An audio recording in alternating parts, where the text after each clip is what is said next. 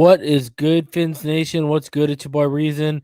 We're back here for another one. Right now, I'm joined by Martin, and then at one point, Mr. Ballgame should be joining, and possibly EM at some point too. Let's hop right into it, Martin. People didn't really hear, the reason why I keyed in on having you guys up here with me tonight at some point is because no one really heard you guys take yesterday. I know EM was on, I think, Larry's show a little bit today, but it ain't no conversation like a Reason and EM conversation, right? Where we get to the bottom of stuff, right? So yeah. Man. But like no one heard your thoughts, no one really heard Ballgame's thoughts. Just your initial reactions to the 17-16 victory before I go in on everyone that's hating on Tua Tagovailoa right now. First and foremost, man, that was such a good game, bro. Like it's week one in Foxborough, Bill Belichick. I already knew this was going to be a dogfight. However, there were so many things that we did wrong, so to speak. Like just small things here and there that you can just clean up with film study and just more rehearsal. But we did so many things incorrect, and I'm just like, man, how do we even win this? like in all honesty, bro. And to be honest, man, that just goes to show, we can play as poorly or as good as we want to, and still be in a position to win. And honestly, this past game against the Patriots, as far as how Tua performed, right? It was eerily similar to the Denver game for me from last year, where he when he was on, but when it was 3-and-out, it was 3-and-out. But but this time around, bro, sticking with Tua, and I know they did those little small Brissett packages, which we really got to talk about too. You know what I mean? I think Tua performed well, and I know that he knows that there's still some plays that he has to get used to making in game situations, and more than likely when we break down the film, we're going to get into those as well. But overall, the game was really good. It was a back and forth slugfest. I'm really excited that the Dolphins came out first drive of the game, ran straight down the field, marched straight down the field, got that touchdown, and then they came out the second half, the same thing, marched straight down the field, touchdown. I'm excited to see that because that means they already have, something in their holster when it's time to, get situational football done. First script and then halftime script is very important, and I think they got those two things down. But there's still a lot of things to work on, man. New England Patriots had 14, or they had 3 14-plus play drives, and that just cannot happen, bro. That really cannot happen, man. And we're gonna get into it a little bit more. I know you got something you want to get out, Reason. But overall, the game was. I'm just glad we got out of Foxborough with the W, bro. 2-0 against Bill Belichick, by the way, fellas. Keep that. Yo. Keep that. Mm-hmm. So here's my thing. The hate and the blame for Tua Tagovailoa's shoulders, even when he wins, is unreal. Mm-hmm. People want to sit here and they want to talk about how Mac Jones outplayed Tua Tagovailoa. Well, listen, Mac Jones, basically, this is what happened. First of all, I'm gonna say what it is. On the offensive side of the ball, we got outcoached. Okay, play calling wise, personnel usage wise, we got outcoached. What I mean by that is look at how they use James White. Myles Gaskin's out here averaging over 5 yards per rush. He only gets 9 carries. He's averaging over 5 yards per reception. I think he only got 4 targets or something like that. Okay. You look at how, everything panned out offensively. I mean, the fact of the matter is this. Now, the Miami Dolphins defense got in 3 sorry, they got in 16 pressures, 8 hits, 8 hurries. The sack that went against Mac Jones was a team sack, so no one individually got the sack. Okay. You go look at what we did. You go look at like what we did in front of Tua, and they only got 9 pressures against us. Jesse Davis gave up the most out of all the pressures against us. I think he gave up two hurries and a hit, and for 3 pressures out of the 9 we allowed. And you know what the thing is? It just didn't feel like those pressure numbers don't tell the contextual side of the story. Like the pockets were not clean for Tua. Yes. Like they were not consistently clean. Mac Jones was not only consistently clean, but did you see how his team set him up for success? Yes. He always had an outlet. He always had underneath stuff to check down to. Now the problem that this is coming, and follow me here for a minute. One of the problems I think no one's really paying attention to is and if you go back to last year, the pressure on Tua Tagovailoa to push the ball downfield, right? Remember last year when he did what Mac Jones was doing against us, taking all the checkdowns, the dink and dunks, and the underneath stuff, everyone came at him, pitchforks and torches. Yesterday, he was clearly trying to push the ball much more than he did in year 1. Yes. I mean, I think we can all agree on that, right? Yes, and absolutely. My whole thing with how he was pushing the ball, Tua Tagovailoa, he averaged 5.1 completed air yards, while Mac Jones averaged 5.4 completed air yards. But here's what tells the story. The intended air yards. Tua averaged 9.4 in intended air yards, and Mac only averaged 6.3. On top of that, Tua also had an aggressive throw percentage of 25.9%, and Mac was at 10.3. Right? Aggressive throw percentage means throws that are towards a receiver that have a yard or less separation. Right? And then you keep going. Tua's average depth of target was, again, about 9.3 yards. His yards per attempt was 7.5. If you look at across the league, there's only 3 quarterbacks that had higher average depth per target and averaged more than 7.5 yards per attempt, and that's Baker Mayfield, Russell Wilson, and Patrick Mahomes. That's a big deal. And I know when we get into the All-22, we're going to see this, right? And shout out to Cody Bryant. Said Brady was a check down king in his first 3 years. I agree.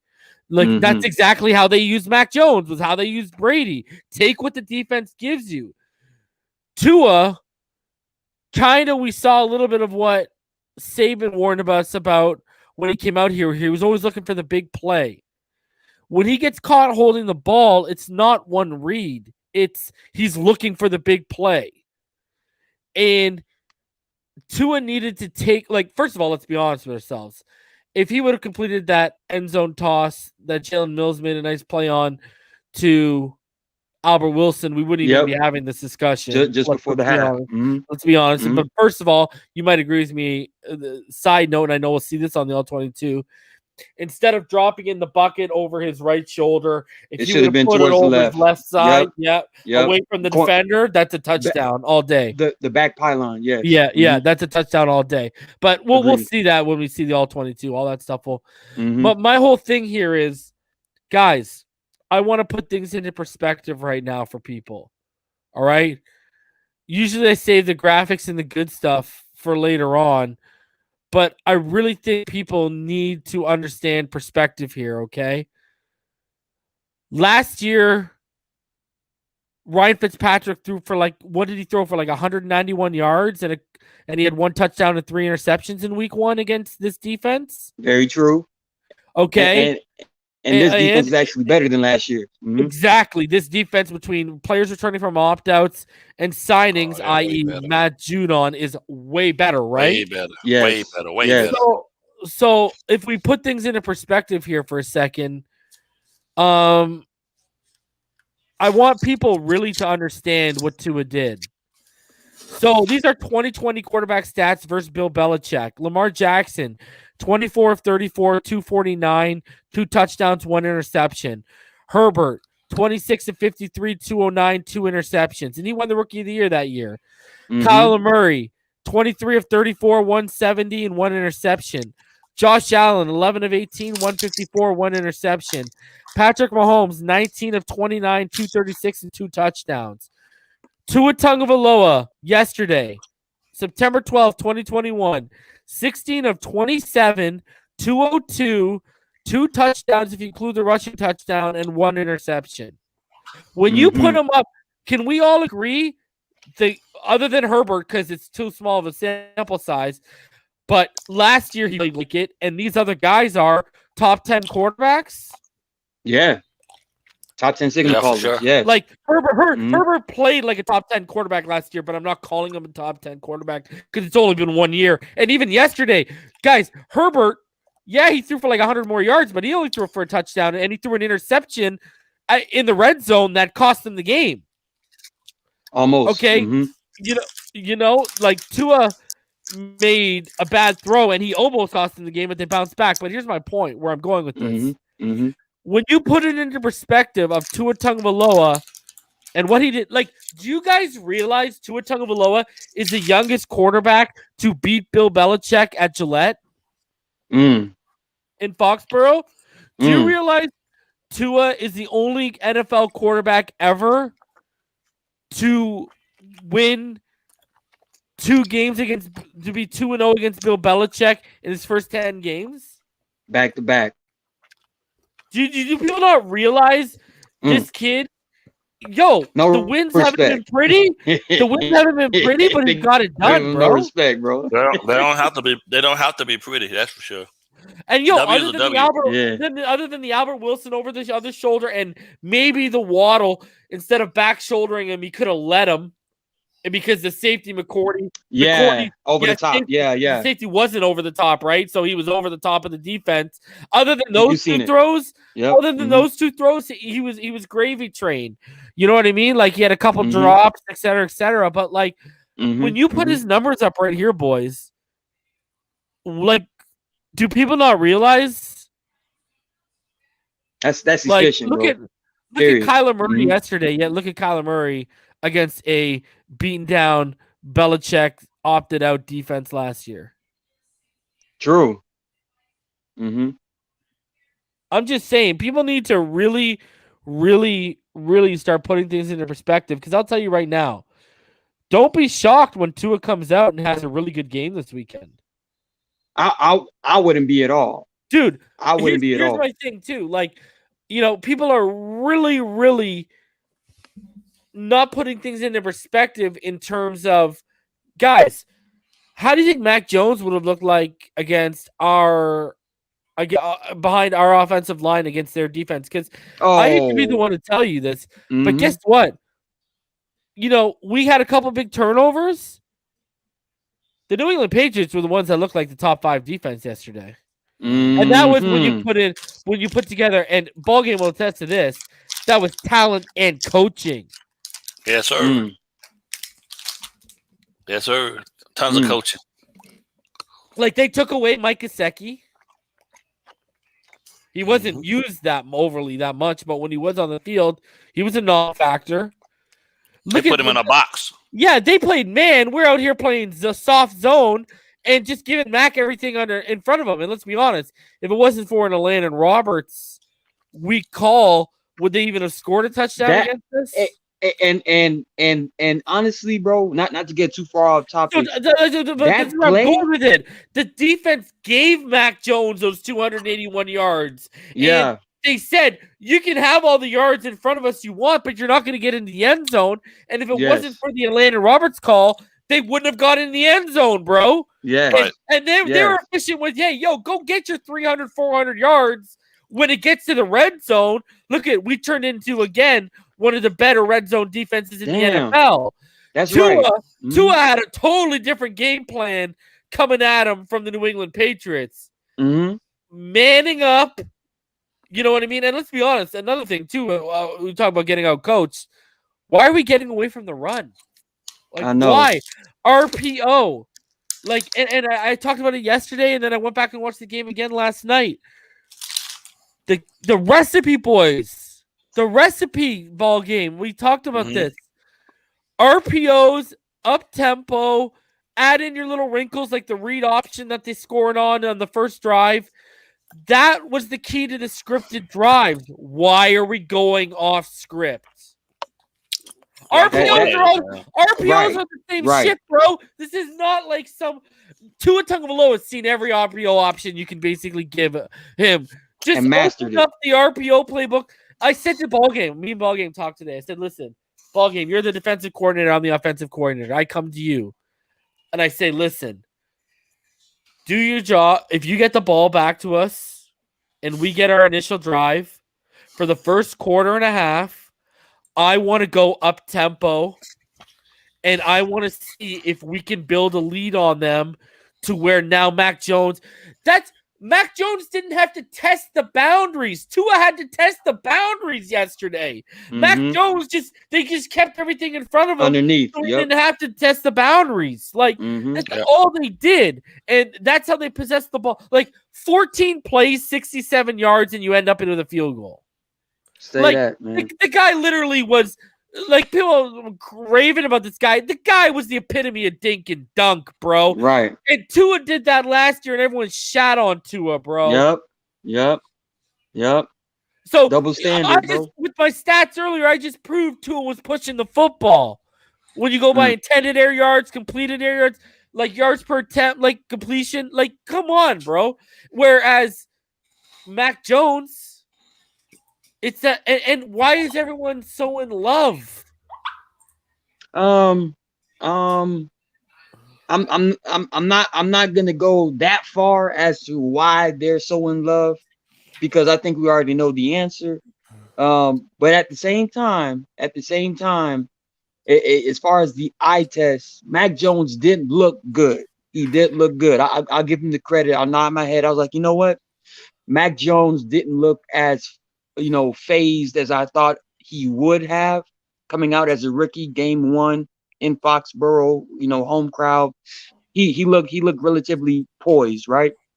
However, defensively, that's where you were saying it right now, Reason. If it wasn't for that, pathetic call by the referees talking about roughing the passer, when Elandon Roberts blew up the running back, was on his knees, and then tried to jump into Mac Jones' lap to make a play, you shouldn't call, roughing the passer, because there's no way you can get injured as a quarterback when the guy does not have his full momentum doing that.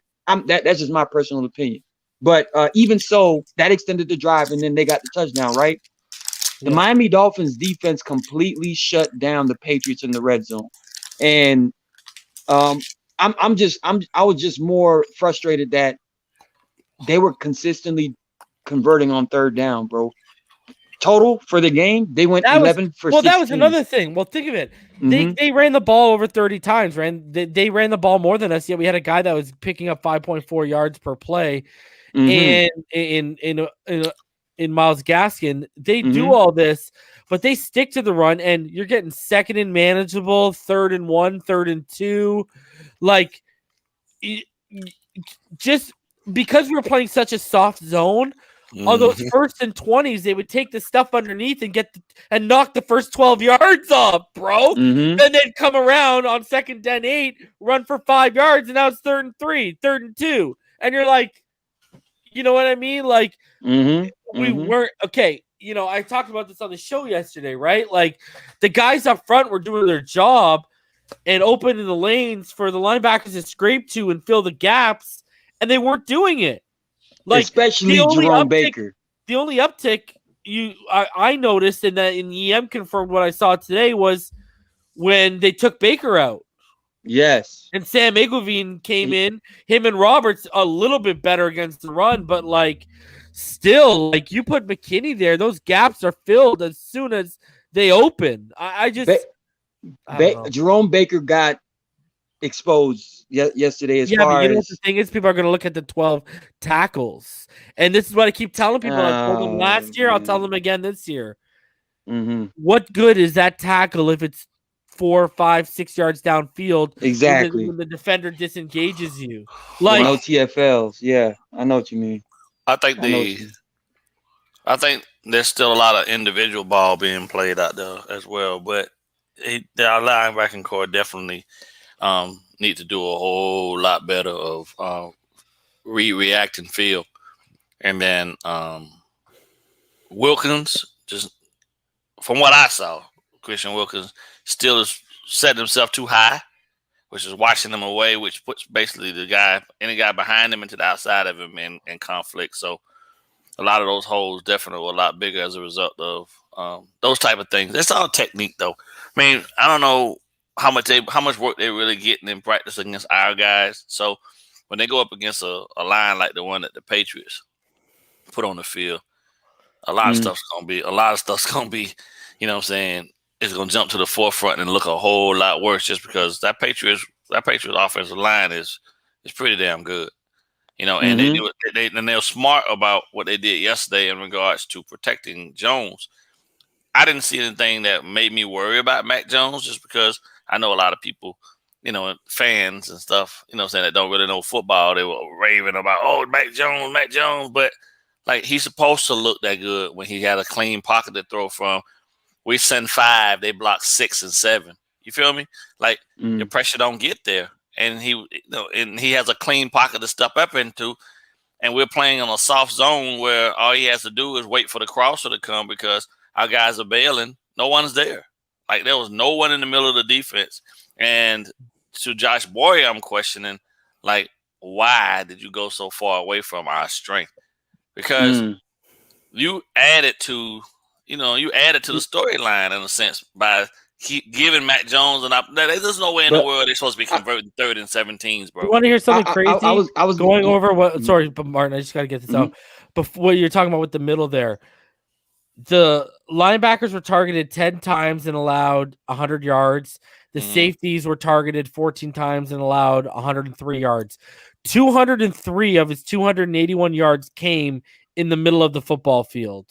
Yeah, like it was all up. That just shows you it was all just slants, drags. That's it. That's just what they were. And then they were having the running backs come out on angles and they were coming out into the middle of the field too and making plays. Like, that's all they were doing. They ball game. I've been preaching this forever too. When I joined TD's channel, when you were there too, bro, I used to drive me nuts. All I used to hear about is Jerome Baker and coverage, how good he is in coverage. Bro, he got exposed a few times yesterday.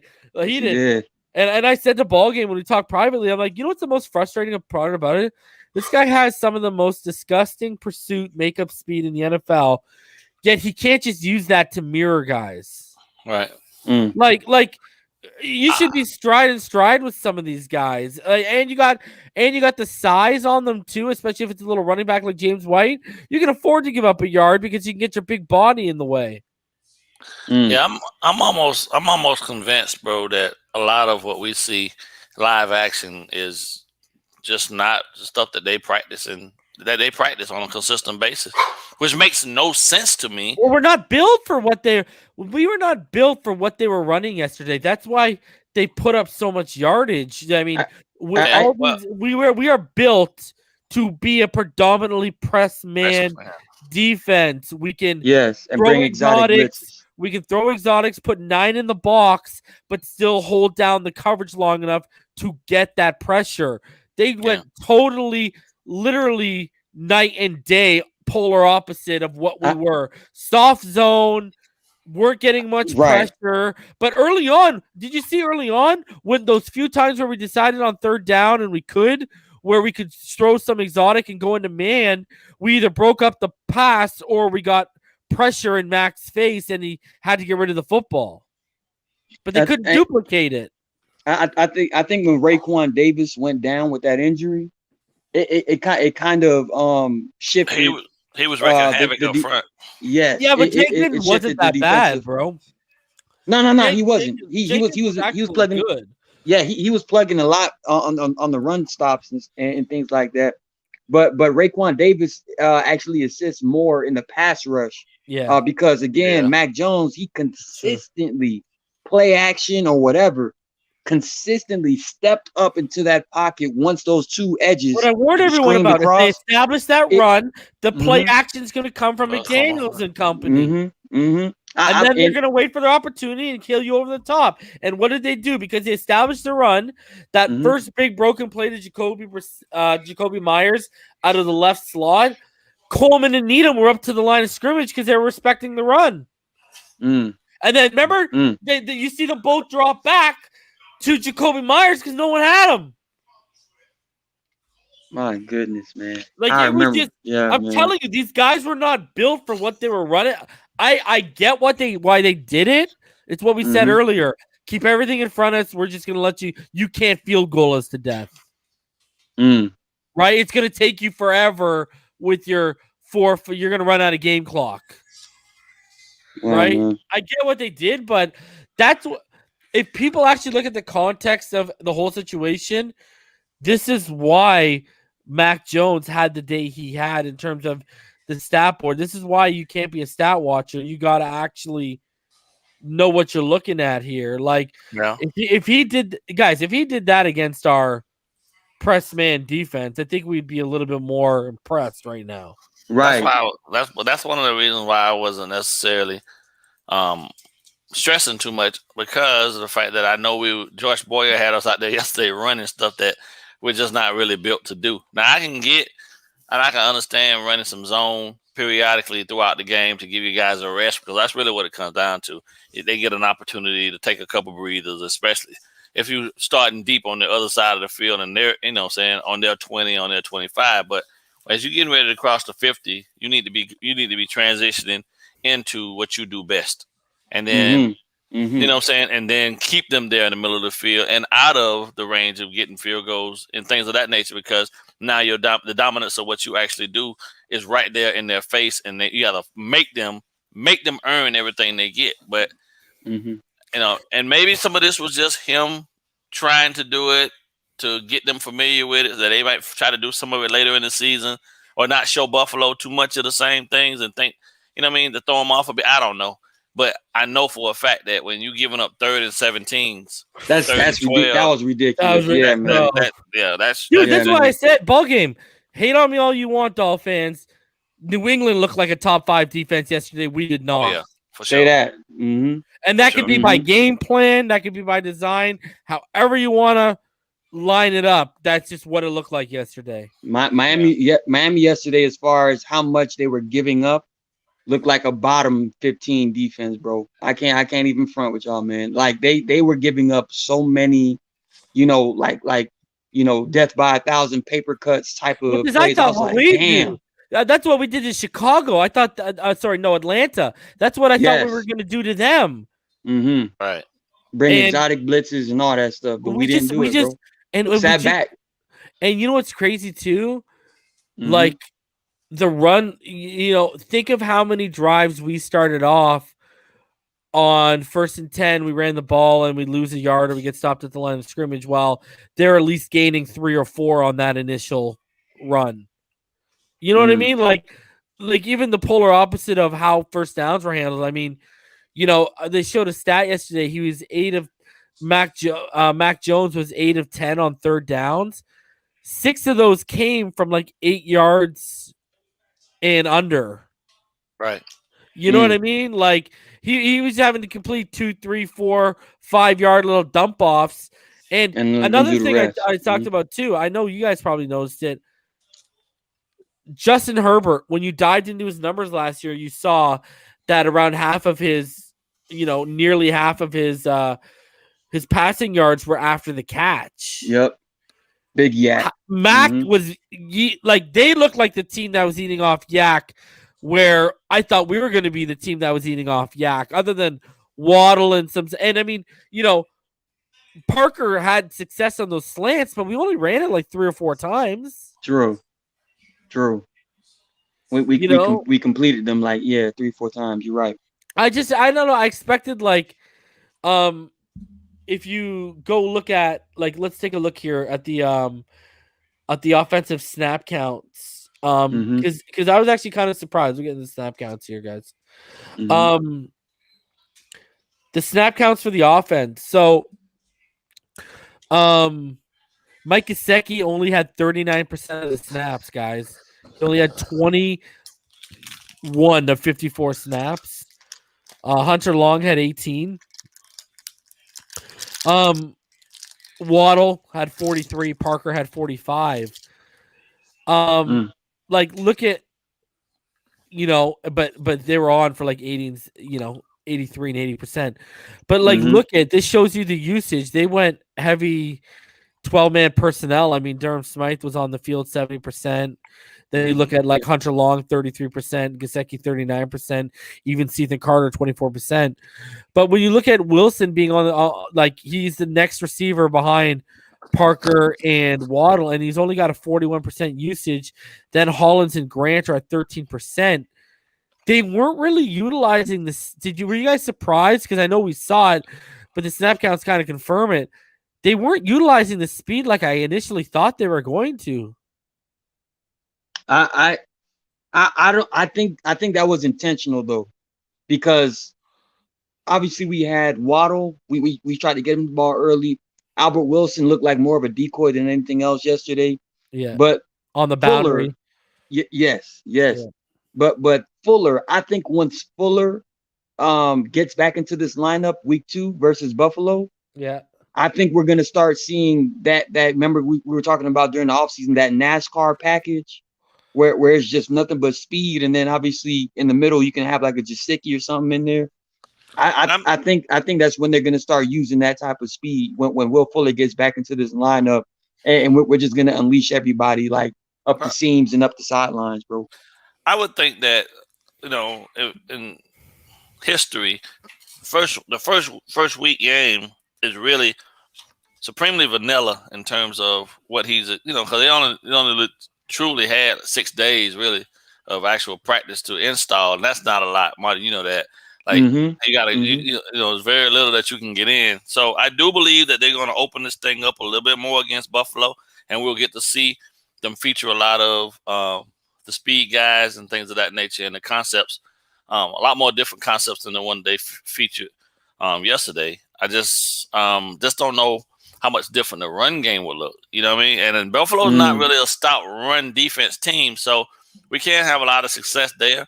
I think they match up pretty decent with us in terms of secondary, but even then, outside of White, they really don't have a shutdown guy. So it's going to be a collective effort where they're going to run a lot of zone to push us into certain areas of the field, and our guys just got to make plays. And I think Tua will eat in zone as opposed to the man off this week. With Fuller coming back, I think we're gonna probably see a lot next Sunday. We're gonna see a lot of 4 wide receiver sets. I think they want to get them all on the field. You know what I mean? They want to get as much of that speed on the field as possible. Including Preston, bro. Don't forget about Preston, bro. I think Preston would have actually ate a lot this game, because he consistently wins one-on-ones.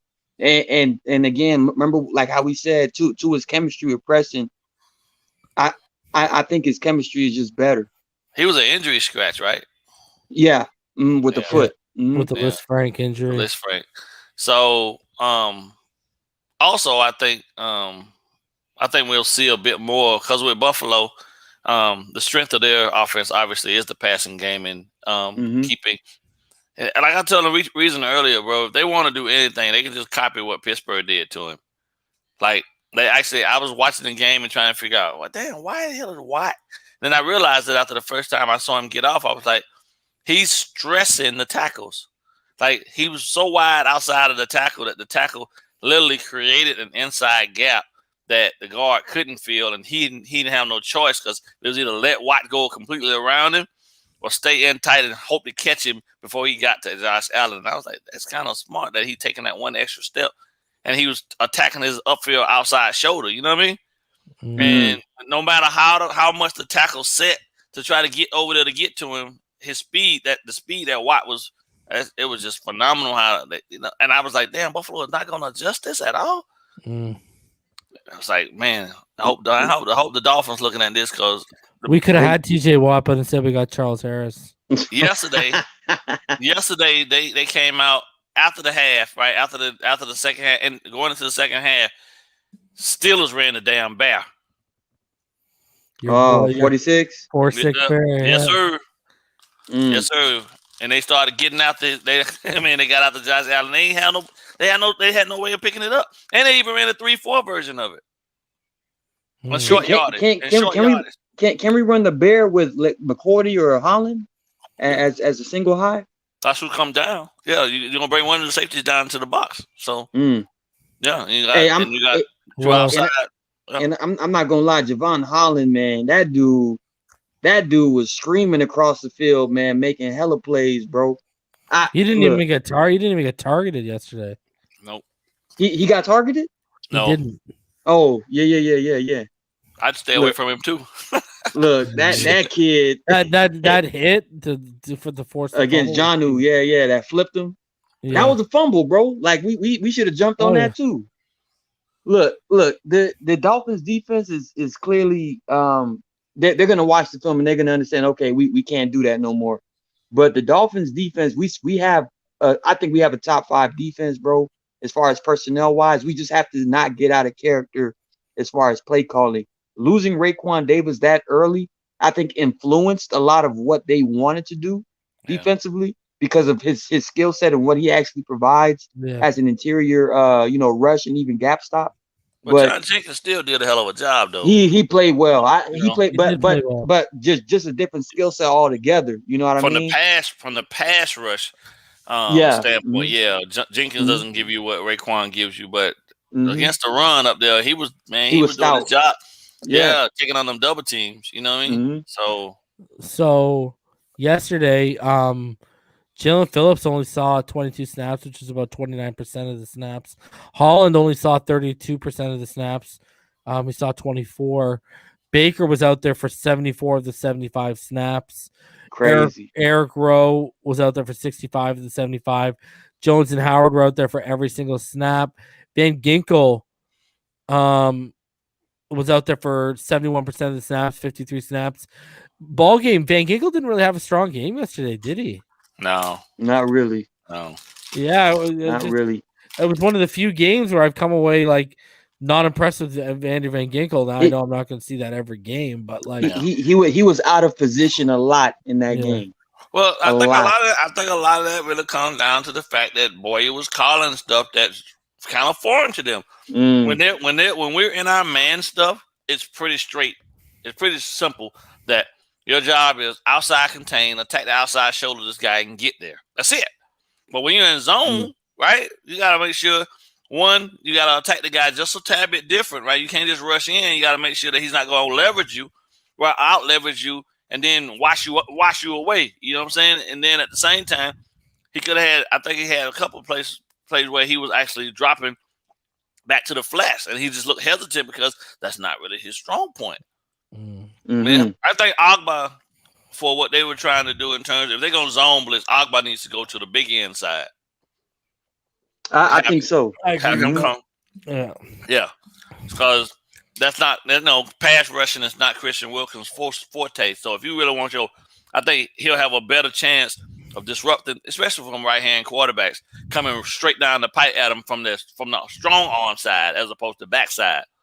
Because the way our defense is set up, right, you're getting all this pressure from Raekwon in the middle, and you got the backside. They're gonna take away Agba, but they'll leave Christian one-on-one because he's not the guy that, you know what I mean, that's gonna pose the biggest threat. They know 9.5 sacks came from Agba last year. I mean, if I'm scheming it, I'm scheming to take Agba away first and make Wilkins beat you. But on pass downs, I flip him. Pass, on third and longs, I flip him and I put him on that backside with Van Ginkel and let him and Phillips and whoever else come off the front side. And now I got him against a right tackle instead of the left tackle. And quarterbacks got to see him coming straight down. The same thing Tua got to deal with Eichenberg or Jackson. Yeah, you know what I'm saying? I'm coming right in your face now. And that's where Watt lining up at. TJ Watt's lining up on the strong. I mean, he's lining up on the strong hand side, the left hand side. And if I'm Boyer, I'll find a way to put Jalen Phillips and AVG on the same side to bring a pass rush, bro. Because I just think both of them can provide some type of surge that offenses got to be like, like they're really. I need Ogba and Jalen Phillips on the same side. Same side, yeah. Ogba and Jalen. If we running it, bro, like legitimately, if they went to, because Jalen they did account for Jalen when he was on the field yesterday, right? Yeah. The problem is the push that Wilkins gets is not as sufficient enough to keep him one-on-one. They can slide, you know what I'm saying? Ogba can, yes, exactly. Yeah. That's where you get your money from. You know what I mean? Because Van Ginkel, truthfully, against a left tackle, you know what I mean, by himself he's fine. But then when you got two over there, they're gonna slide the guard. They're gonna actually send the running back over to that side, which they did a lot yesterday too. The running back came cross face to pick up, you know what I'm saying, and help against Ogba and Van Ginkel. And they didn't worry so much about the front side because Chris Wilkins is not really giving you that much of a pass rush element. He's going to give you a little bit. He got to turn it up a lot, though. You know what I mean? To be respected. Yeah. I'm going to take back my double-digit prediction as far as his sack, his sacks for this year. Yeah, Christian Wilkins ain't getting double digits. What they should do in those situations, bro, is truthfully, if they want to leave it the way it is and keep Ogba on the backside strong end, then put Zach Seiler in there.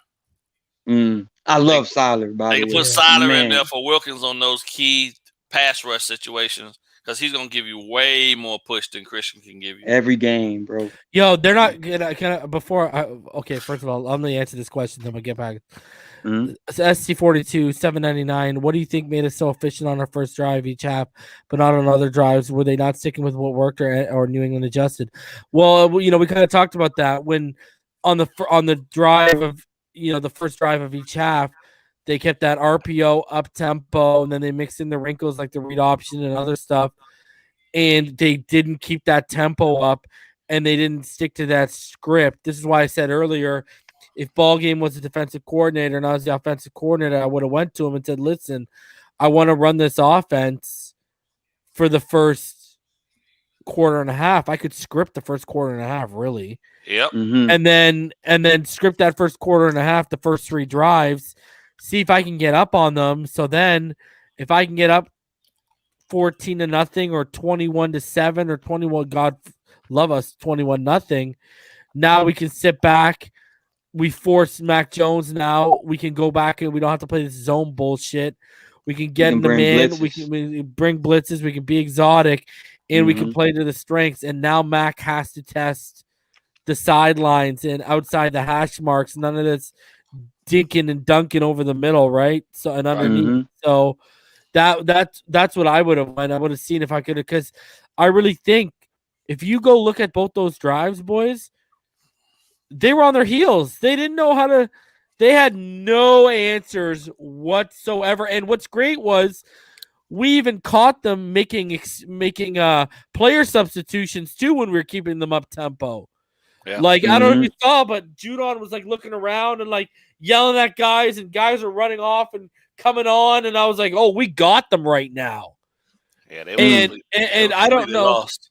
Man. If I'm going back and I'm seeing the tape and I'm saying, "Listen, okay, we have to realize with this offensive line, this is not an offensive line right now that is going to allow long developing concepts and routes. They're just not.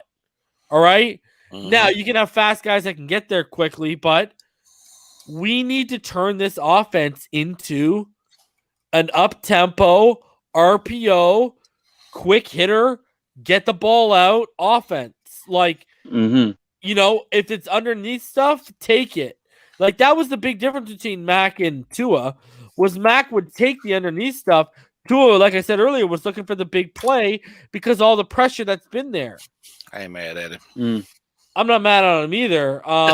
But you know, yeah, I feel you.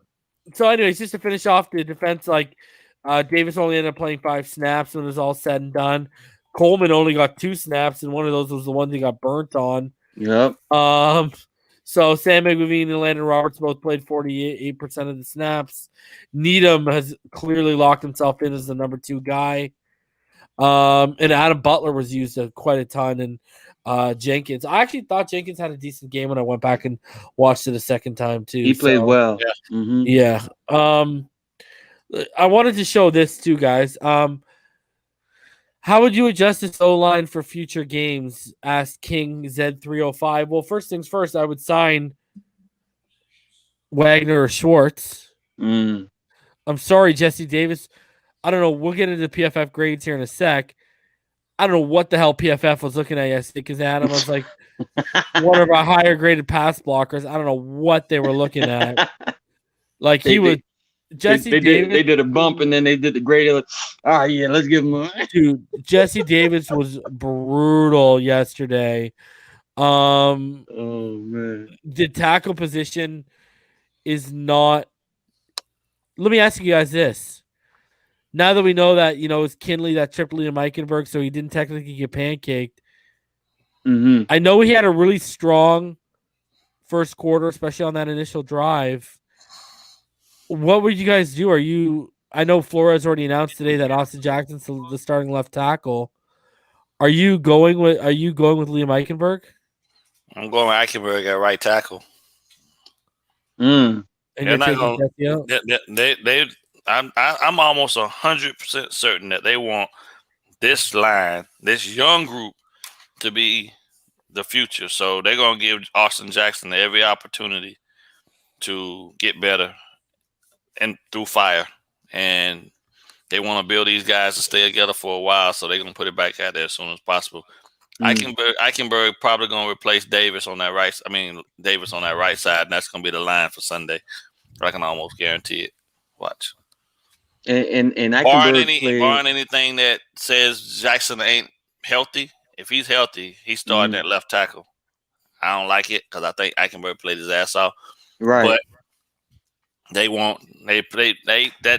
number 18 by his name is what's keeping Jackson there. Oh, yeah. So politics as usual. Yes, sir. For real.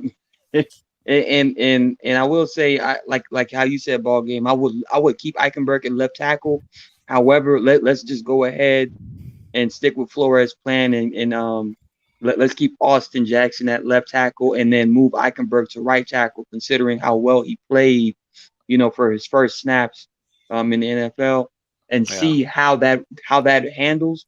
If there's any sign of clear regression with Austin Jackson, that's when I'll say, okay, let's go ahead and get Eichenberg back in there and then bring Jesse Davis back. However, if we're seeing Austin Jackson continue to be a solid player and sustain, that's when I'll keep him there and then leave Eichenberg at right tackle so he can develop well. Well, I know from coaching, bro, our rule was unless a guy just ain't coming back, you don't lose your job based on things out of your control. So they're going to, I don't know. I think Flores even said it today, right? To some degree. I saw somebody tweet that earlier that Flores said that Jackson's the starting left tackle. He did. Yeah, he did. He said it today. Yeah, there it is then. So we're going to be looking at. He said Liam did a nice job. Yeah, so it's Jackson, Kinley, Dieter, Hunt, and Eichenberg, in my opinion. And, you take and understand going into games that they're young. And I think they're just banking on hoping that these guys can grow all together and learn to trust each other through that process. Because there's no other way to do it. We go out and get, and I do think we need to go out and get a veteran to help these guys along. But in the same sense, I think their thought process is we bring in a vet. He's still in reps for one of the young guys. And guys can't get better sitting on the sideline. So that's always in the back of a coach's mind, which I get it. But shit, not at the expense of losing our quarterback. So And like I said, I think Tua's healthy enough now where he moves around in the pocket enough to be able to get himself out of a lot of trouble. So he kind of takes some of the heat off of them to some degree, but they still need to get functionally stronger and communicate better. Dieter had a couple rough snaps yesterday too, but I expect that. But he bounced back when he needed to. Like, it's amazing to me that when they went to the jumbo stuff and they went to the 2 tight end packages, we ran the shit out of the ball. Now, if you want to run the ball to some degree when we up and just do that shit, because they seem to get after it, bro.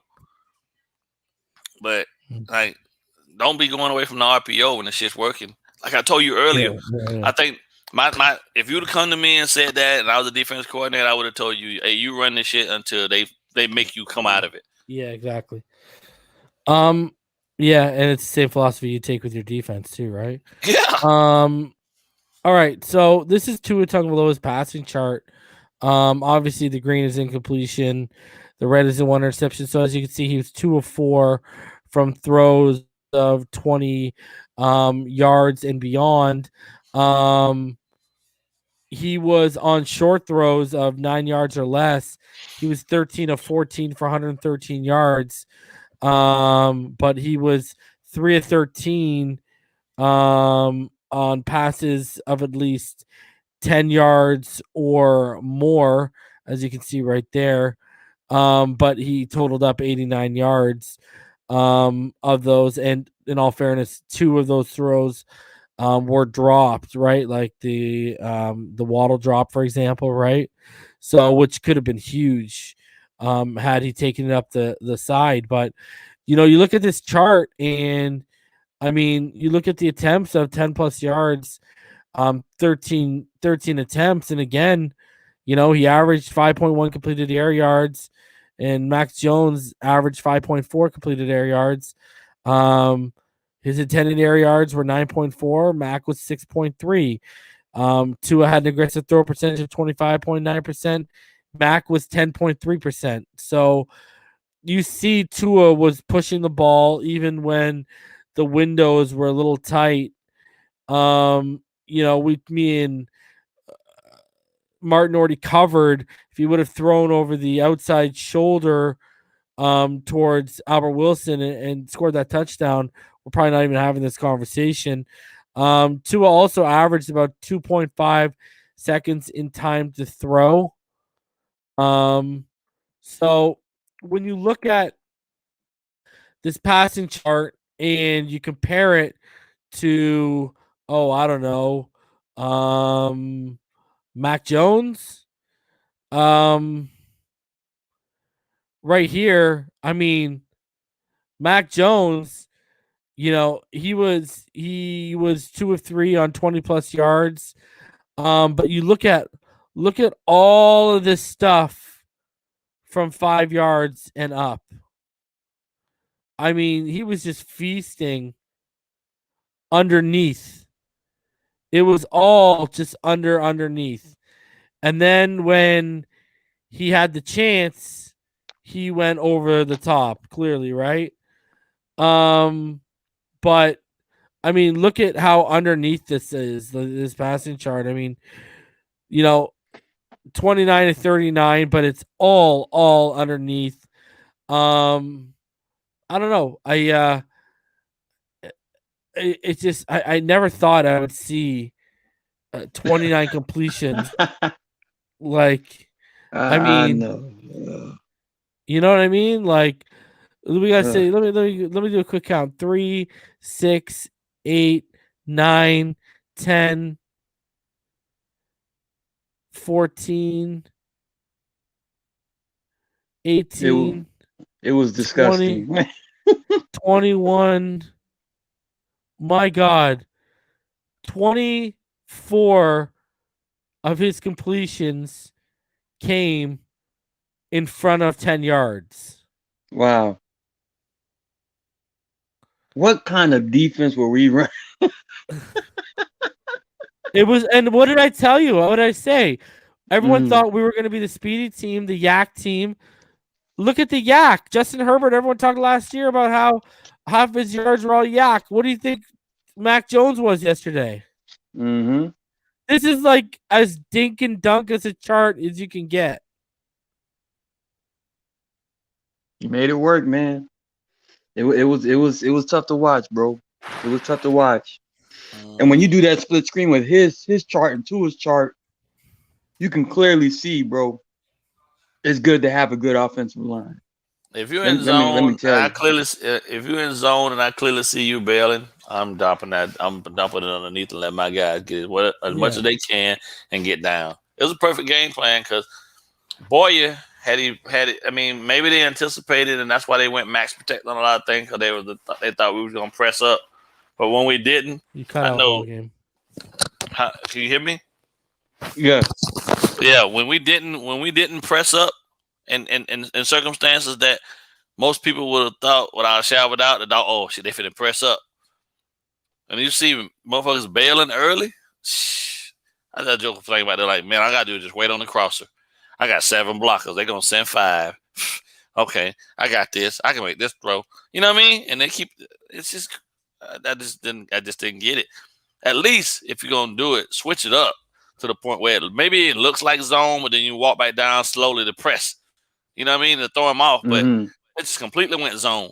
Guys were backside, turning, add to the sideline, watching receivers run route, squeezing routes, but in the same sense, everybody was vacating the middle of the field. I'm like, where in the world, what defensive thought process is going to vacate the very middle of the field? Like, even if you got 2 middle linebackers in there, all they're doing is splitting the distance, but they don't have to go too far. All they got to do is just make sure they're as wide as the guards. And then just get depth. But Jesus, it's like they were completely like they were on cloud flat zones or something. Like they got to get to the sidelines. Like, good Lord. And Reason mentioned, before this week that we had confidence that Mac wouldn't do that well against us because he's seen so many vanilla defenses. Right. Throughout the preseason, and we are known for having such an exotic defense, bro. But this past game, outside of that.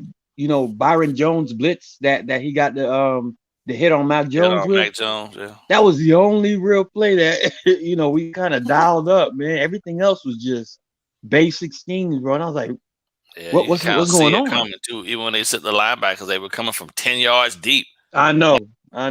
What in the world? He started his cadence. He need to start creeping now. You know what I mean? Time to snap, get there, throw something off. We didn't do any of that. I'm like, damn, you can see you coming, bro. No. It was bad. It was bad, bro. I think we got to throw that game plan out the window. I don't think they'll see this thing remote because if that's the case, and then we give Josh Allen that much time, shit, I don't care how many spots we got on the field. Somebody gonna get loose. Mm-hmm. Yeah. G Firm 199. Once we get adequate film on Mac, it's on and popping. All right. So PFF, and I already know there's going to be some discrepancies with some of their grades here. So offensively, let me sign in here.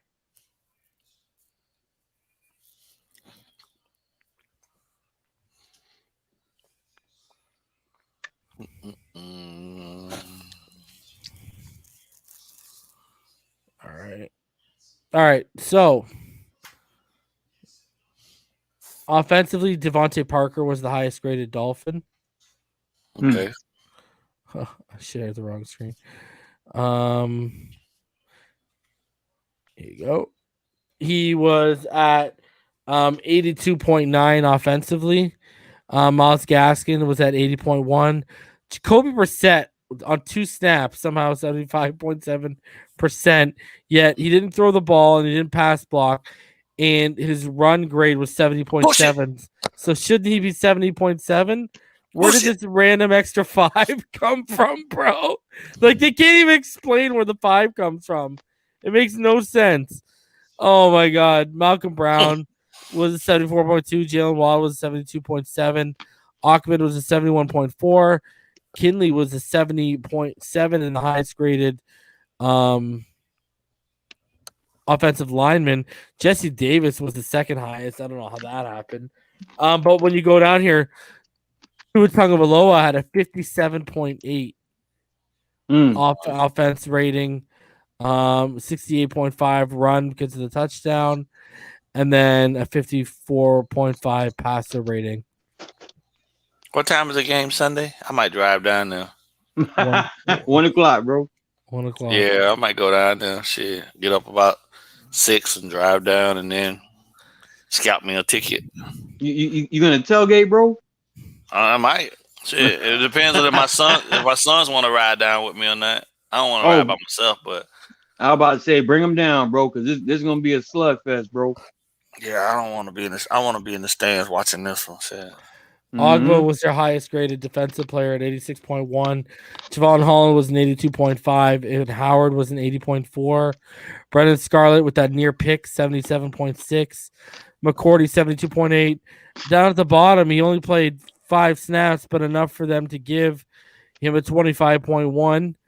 Jerome Baker, if you go by a player who played 10 snaps or more, had your lowest grade on the whole team at a 30.2. You deserve that. Yeah, they killed him in coverage. They gave him a 30 coverage grade. So and they gave him a 40.1 against the run. They absolutely destroyed him. Reason I was watching the game with my homeboy. Hey, what they give? Hey, can you go see? Look, you got it for all of them, right? For all the teams, go see what they gave Wagner. Look. I was watching the game with my homeboy. We just kept saying over and over again. We overpaid. Wagner against the Lions. I mean, 49ers Wagner. Warner. You mean Warner? Warner. What? Okay. I don't know. I said Wagner. I don't know what the fuck. Oh, Bobby Wagner, I guess, huh? Yeah, for the Seahawks. Mm-hmm. Yeah. Fred Warner. We overpaid for Jerome Baker, bro. We overpaid. He had a 58.7. 58.7. Okay. Yeah, cause he had 8 tackles, something along those lines. Okay. It said here it 9 tackles. 9 tackles. Yeah, 2 assists. Yeah. So 9 solo, 2 assists. Okay. He had 6 run stops. Yep. Targeted 8 times. What about Darius Leonard? Indianapolis. Yeah. He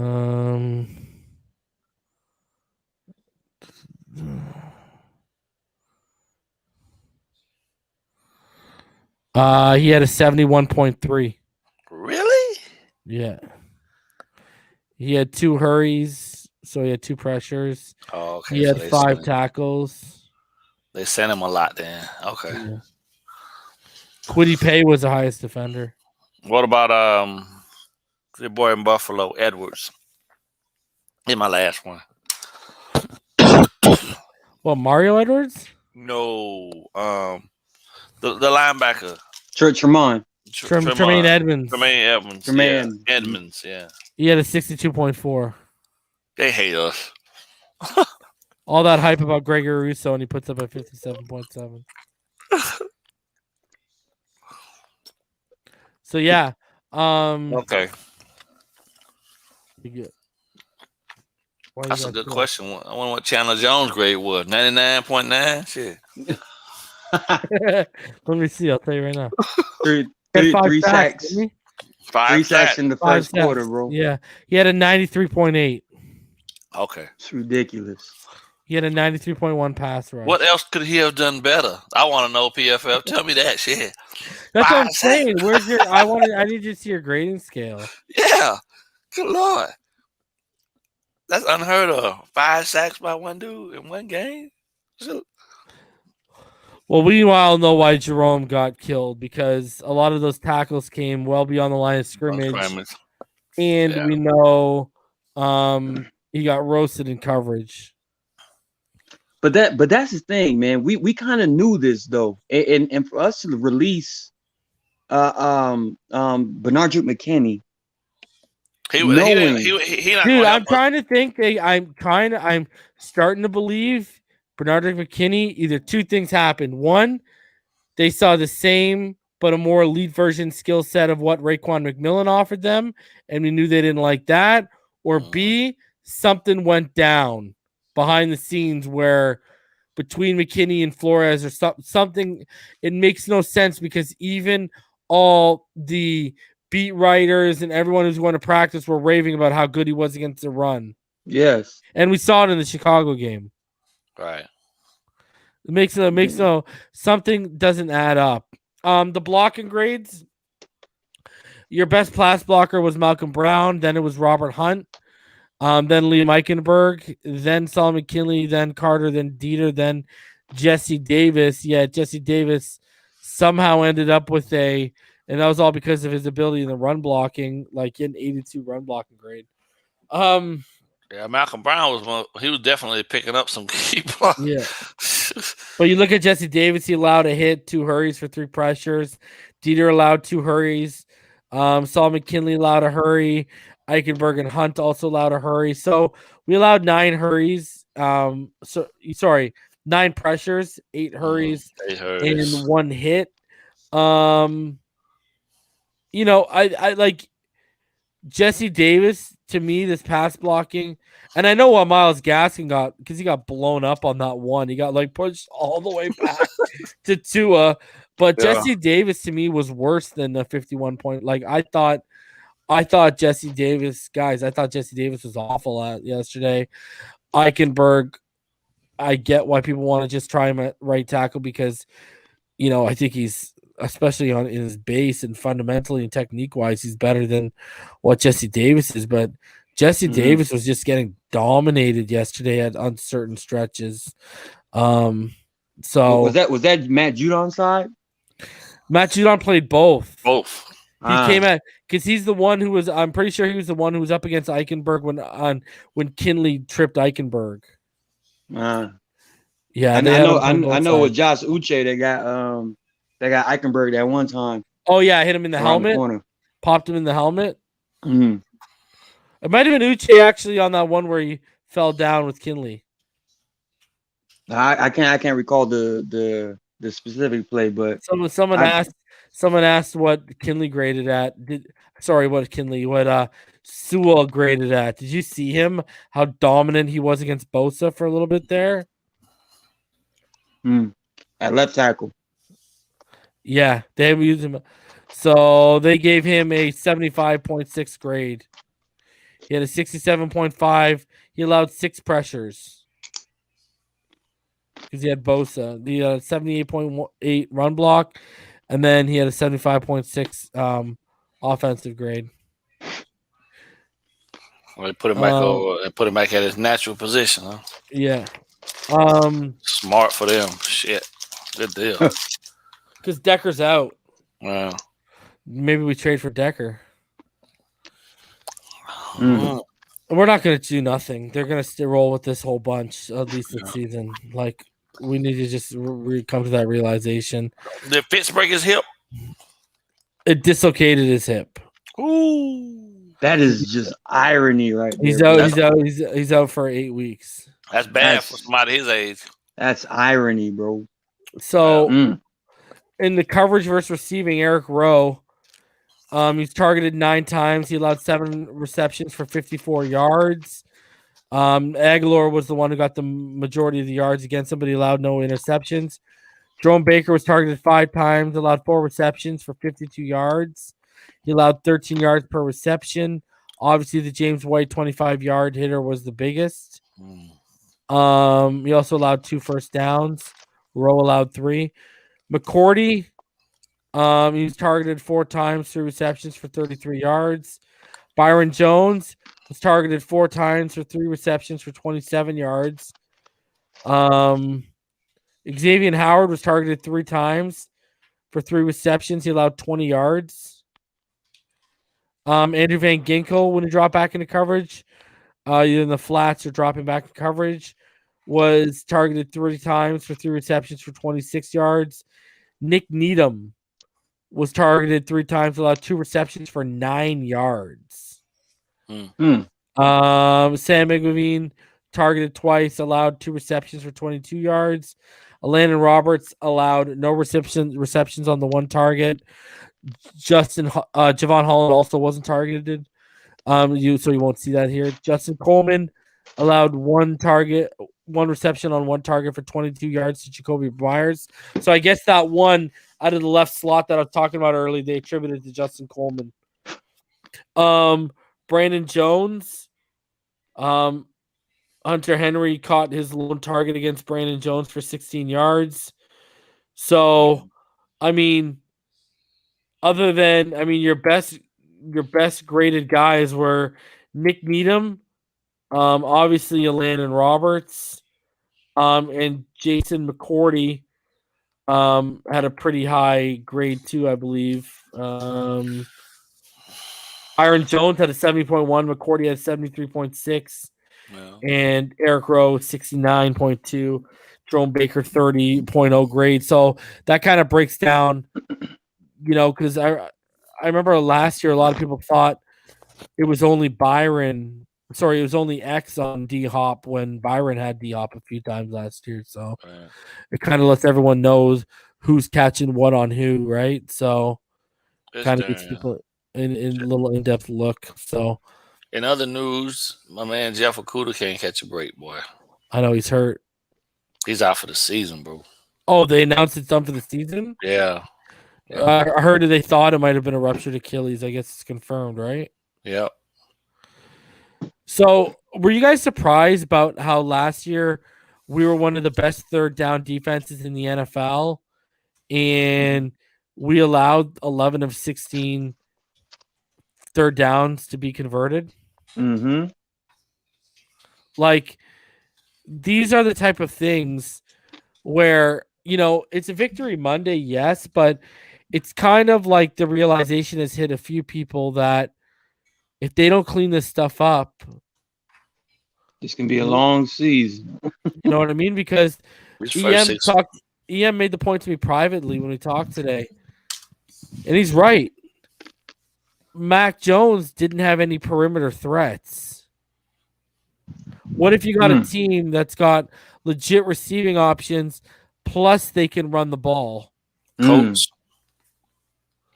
Bucks. No, the Bucks are scary, man. Yeah. I have us losing that game, so.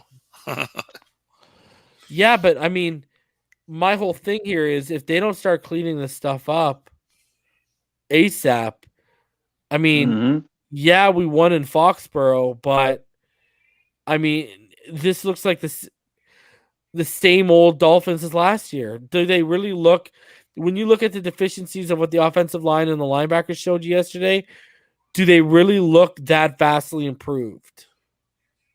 Not after this game, no, for sure. I concur. Yeah.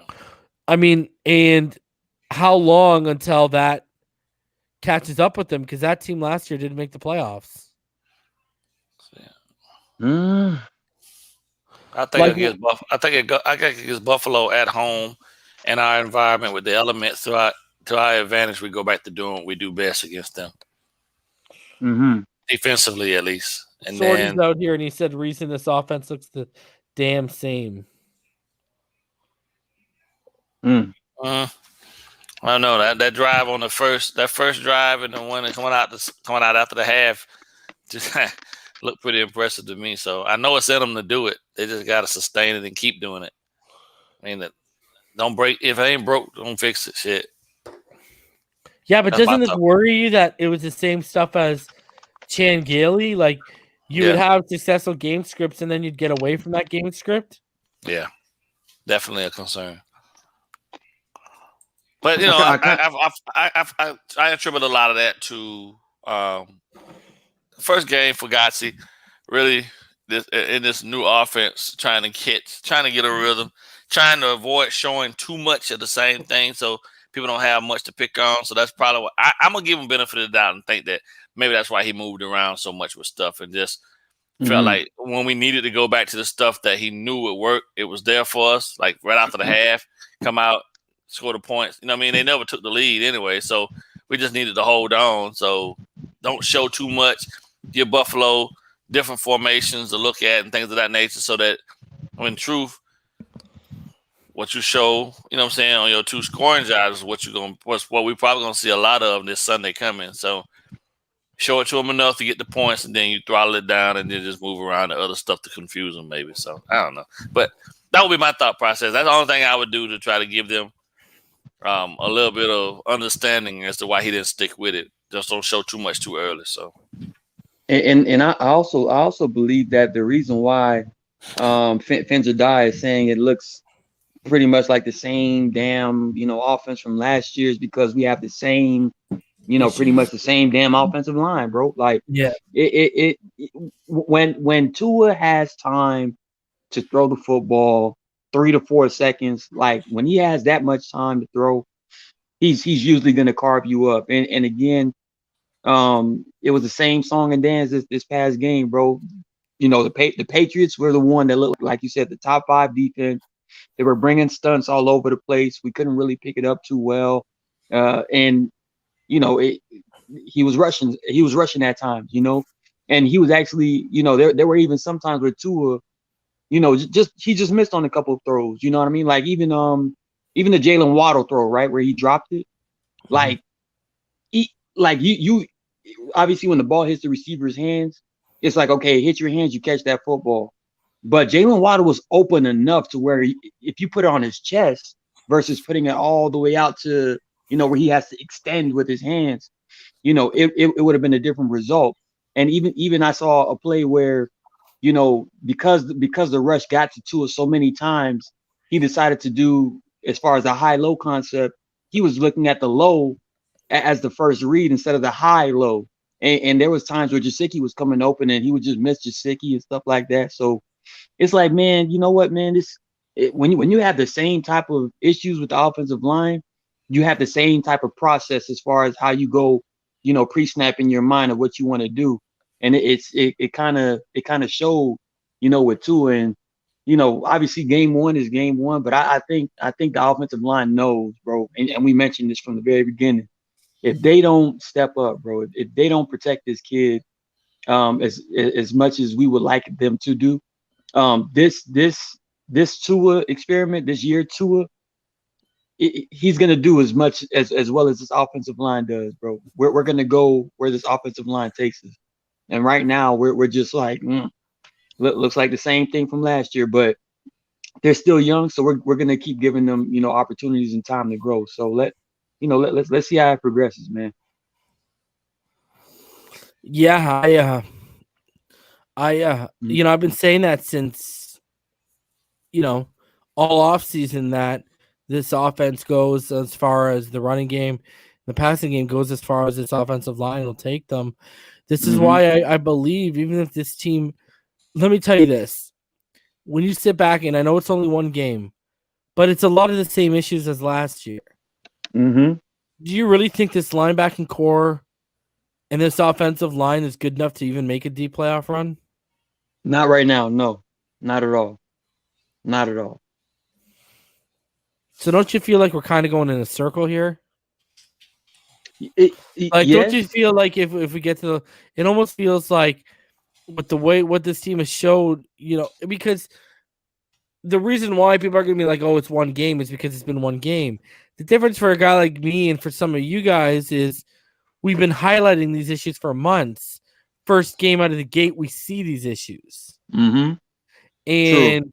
We see them glaring at times. So it might be a one-game sample size and something new for some of these people, but it's something we've been highlighting for quite some time now.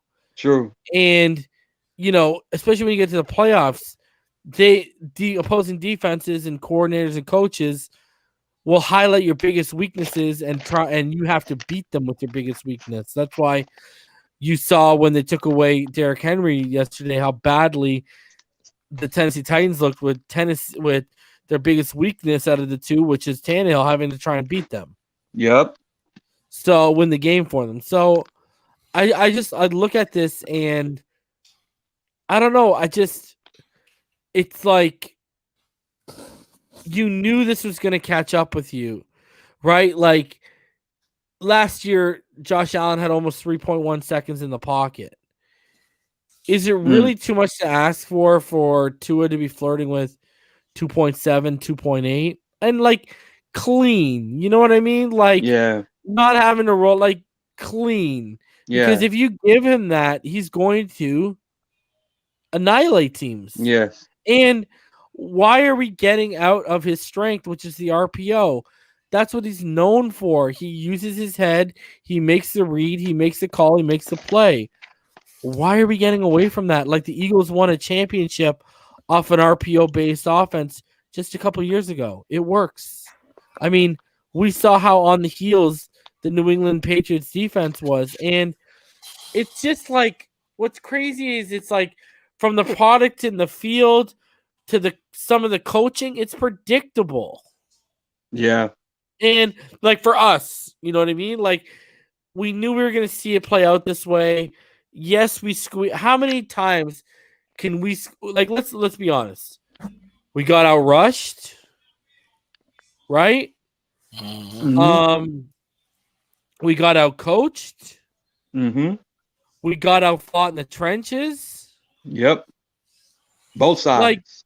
Like if it was, we got the time of possession is ridiculous compared to us. Like you're you know, when you're talking about time of possession, you're literally talking about the New England Patriots having the ball for 36 minutes and 42 seconds, and we had it for 23-17. Did you like, dude? We ran 52 offensive plays. They ran 70, man. Like, other than penalties and turnovers, we didn't really win in very many categories here. And I don't care what anyone says. I think, especially I think we got out coached. I agree. I agree. We got out coached from the 20-yard line to the 20-yard line. But from the 20 going in and the 20 coming out, we did exactly what we were supposed to do as a situational football team. Facts. We converted our red zone appearances into touchdowns with Tua rushing, Jalen Waddle, and the Patriots did not. You like that's the highlight. Yeah, we were 2-2 and they were 104. So that highlights exactly how this game went. And again, we're seeing it right now, man.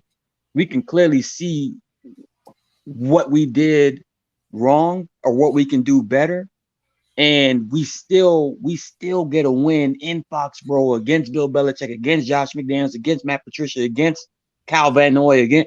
Like we had a lot stacked against us going into Foxborough, bro, and we still found a way, even despite ourselves at times. Yeah, but you know what's crazy to get that too? dub, bro. I mean, people know how plugged in I was in on that whole Xavier Howard situation. I was told by that same source who was right the whole time along, we didn't even plan on wanting to pay this guy. We had no inclination to pay him. And then we saw what we had at camp. They turned around. They came to an agreement. The rest is history. If it literally wasn't for that one move, we lose this game. Very true. You pay him for that. $4 million more dollars so we can win by 1 point. I've always said, whether it's the refs or whatever, if it comes down to one play, you usually didn't do enough to win. You might have done just the right amount, but if it comes down to one play, whether it's on the refs or whatever, you usually didn't do enough to win the game.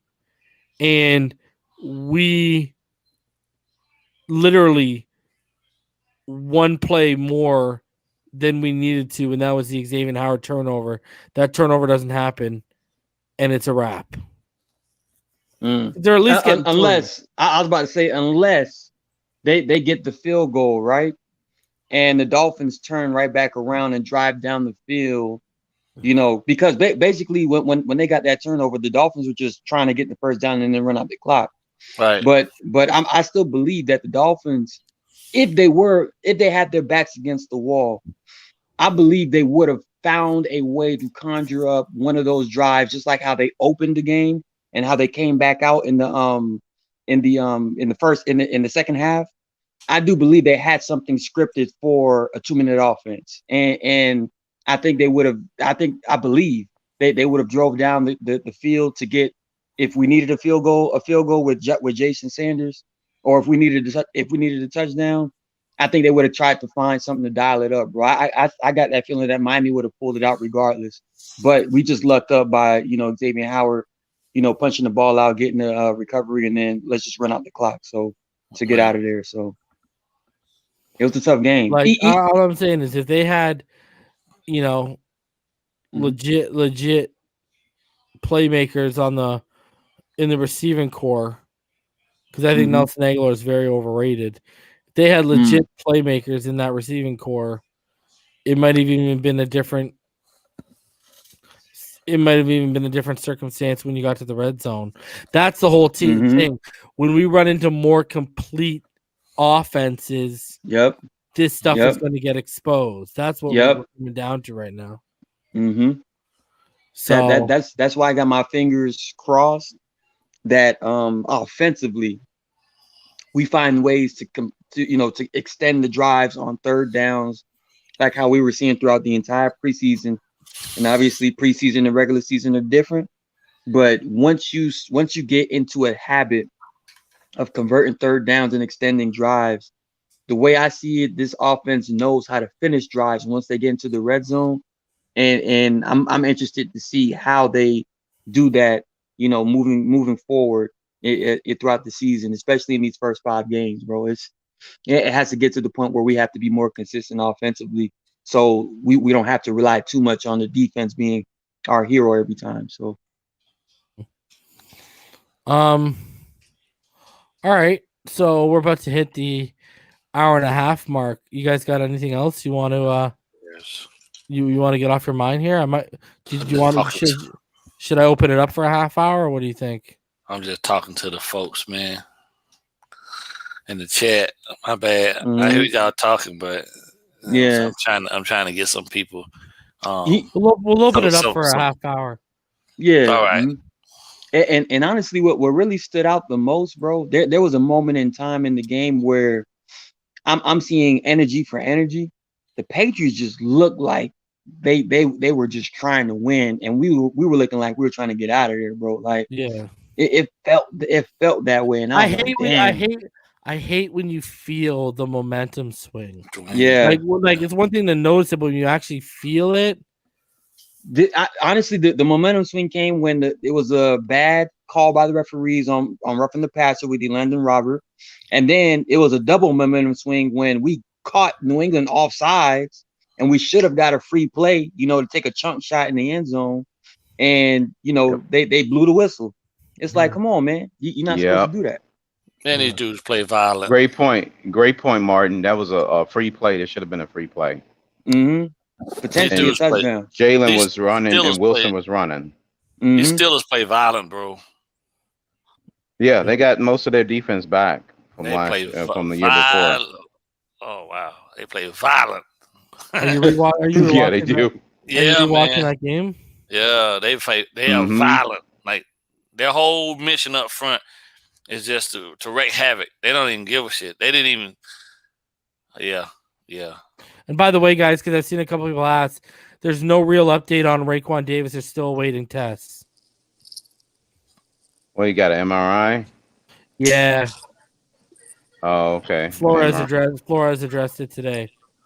So, I'll sit him. Wayne. No, you can't afford to sit him. What's going on? If he's healthy, he got to go.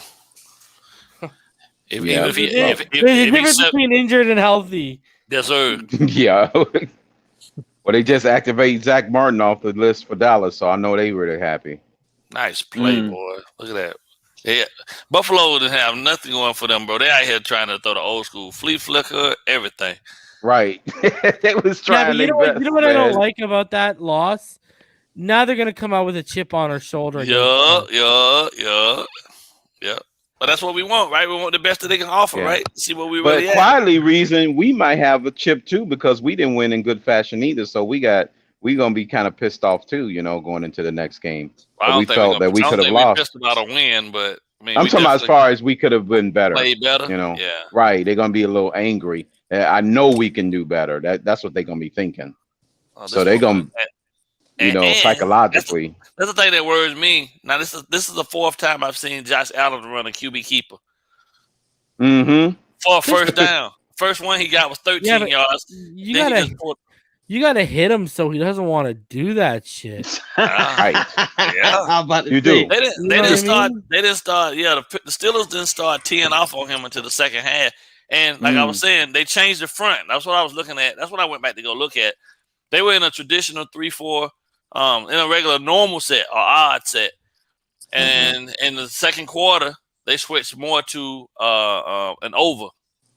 Right. They went to an over set, and they even went to some underlooks. And that's what got them. That's what got the Steelers the turnovers initiated, because they didn't have anybody up front to account for the overhang guy, and which was 90s, right? TJ Watt came free on the backside to hit Allen for the fumble.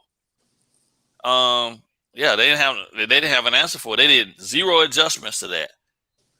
And look, they bro, I don't know. Having a lot of trouble.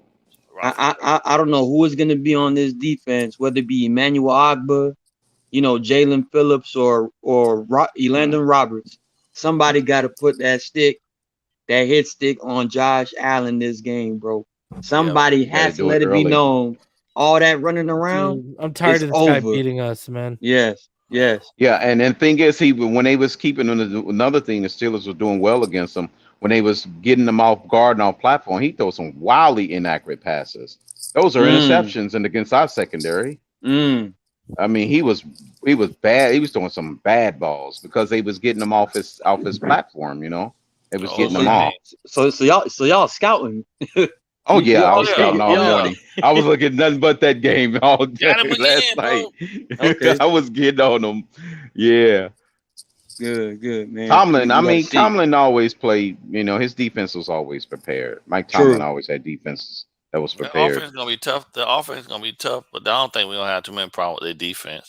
They're undisciplined. Pass rushers really not that special. Ben Roethlisberger had all day to throw.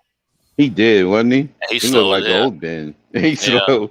And they use Claypool. They use their big receivers as an inside-outside guy. You notice that ball game? Yeah, I'm watching Claypool was lined up. You see where he's lined up at? He was just this total mismatch throughout the whole, day. I didn't even watch that game yet. I was watching other afternoon games. Come on, you got to pull that in, bro. Yeah. I need the all-22. None of this broadcast shit. I'm just I'm waiting on that all-22 to drop as well. I'm looking to see the fronts. You know what I mean? Now they start. See, this is what I was saying. Waller's dropping a lot of passes. In the second half, this is when they went to 5 men, and they was bringing an extra guy from depth, and that's when they really started. That's when they really started lighting Josh Allen ass up. Because at first they was like they were rushing 4. They were only rushing 4 guys. Yep. The first half, they were getting some adequate pressure, but then they ramped it up. Yeah, when they bring the 5th guy in, and he come late too. What's the Ravens Raiders game looking like? Wallace he's dropping some passes, but he just got made up for it on that one crossing pattern. But you notice there's a crazy stat. The Raiders, they were number 1 in the league and 3rd and 8+, but they're dead last and 3rd and short, and with 1 yard or less to go. It's actually harder. That's crazy. That's crazy stat. No. When you think about it, though, most 3rd and 1s, it's pretty much a guarantee that it's a run formation. So most teams are going to actually have all of their, they're going to load the box up on you. You know what I mean? And it's got to be a big push up front for you to convert that. 3rd and 8, that opens up your entire playbook for you. For them to be first and then dead last on the short yardage. That's crazy. Especially when you have Josh Jacobs too. Yeah. And a lot of people don't like my take about Derek Carr, but I think he's still a top signal caller in this league, bro. Like top 10, top 15. But he's healthy. He's taking off again. Good Lord. Josh Allen just rolled over another 17-yard run. Yeah, somebody got to really bust that him. running back. He's an extension of their running game. Somebody got to bust him, bro. They definitely got to put a spy on his ass. Yeah. Not with Jerome Baker though. He gonna get trucked. Not Baker. Yeah. They're gonna get ran slap over. Remember when Van Noy got trucked last year against Van Josh Noy? Allen? Van Noy against Josh Allen when he got destroyed. Yeah. Down here. Yeah. That was a big one. Claypool a bad boy. Yeah, he is. That's what I'm saying. They was using that. That was a good pickup for them late in the second round. Yeah. And making him go ahead. He was a tight end in college, which was crazy. I don't understand how Notre Dame did that. Right. But I watch it, but it is what it is. So do y'all see we adding any linebackers this week to help out for the game? Oh, adding linebackers? No, I think they're running with what they have. Yeah. They did. They gave Bake the extension. He needs to show up, man. That's what's gonna happen. They're gonna ride with him the entire season. I gotta address something here. So Irving, he said that Mac was more ahead of Tua yesterday because Mac read the defenses pre-snap, and he called out the linebackers, like identifying the Mike linebacker, and called adjusted protections, and Tua didn't. Tua did. I'm sorry. And and then he says, for example, when Byron Jones would run the corner blitz, Mac would instantly go to his hot read and through to his everyone on the field. I called that play before it happened. Everyone on the field saw Mac was getting blitzed by Byron off the edge, and the cushion that the safety gave was giving the receiver on the boundary. So anyone would have made that throw. That was an easy read. The difference between them was Mac was taking all the underneath stuff that the defense was giving him. Tua was not. Tua was trying to push the ball deeper. Because it was there. The underneath stuff was there. If you go back and watch, plenty of times where he didn't check down. He kept looking for the big play. So, Tua was IDing Mike's and doing all of that stuff last year. Why do you think he said he would walk up to the line, read the defense, and knew he was about to run a play that wasn't going to work? So he's been doing all that all year. Bro, they ran stunts on the special teams block, bro. Well, here's the thing, dude. Adjusting what protections, because I remember they didn't pick up that one stunt with John Jenkins where he came free right up the middle. Yeah. They had a 4-man front and they looped him over the so he would be left end, so he'd be the left interior guy. The right interior, I forget who the right interior was, but he came towards the I believe B gap, and then he just looped around to the A. So I mean, they didn't pick that up.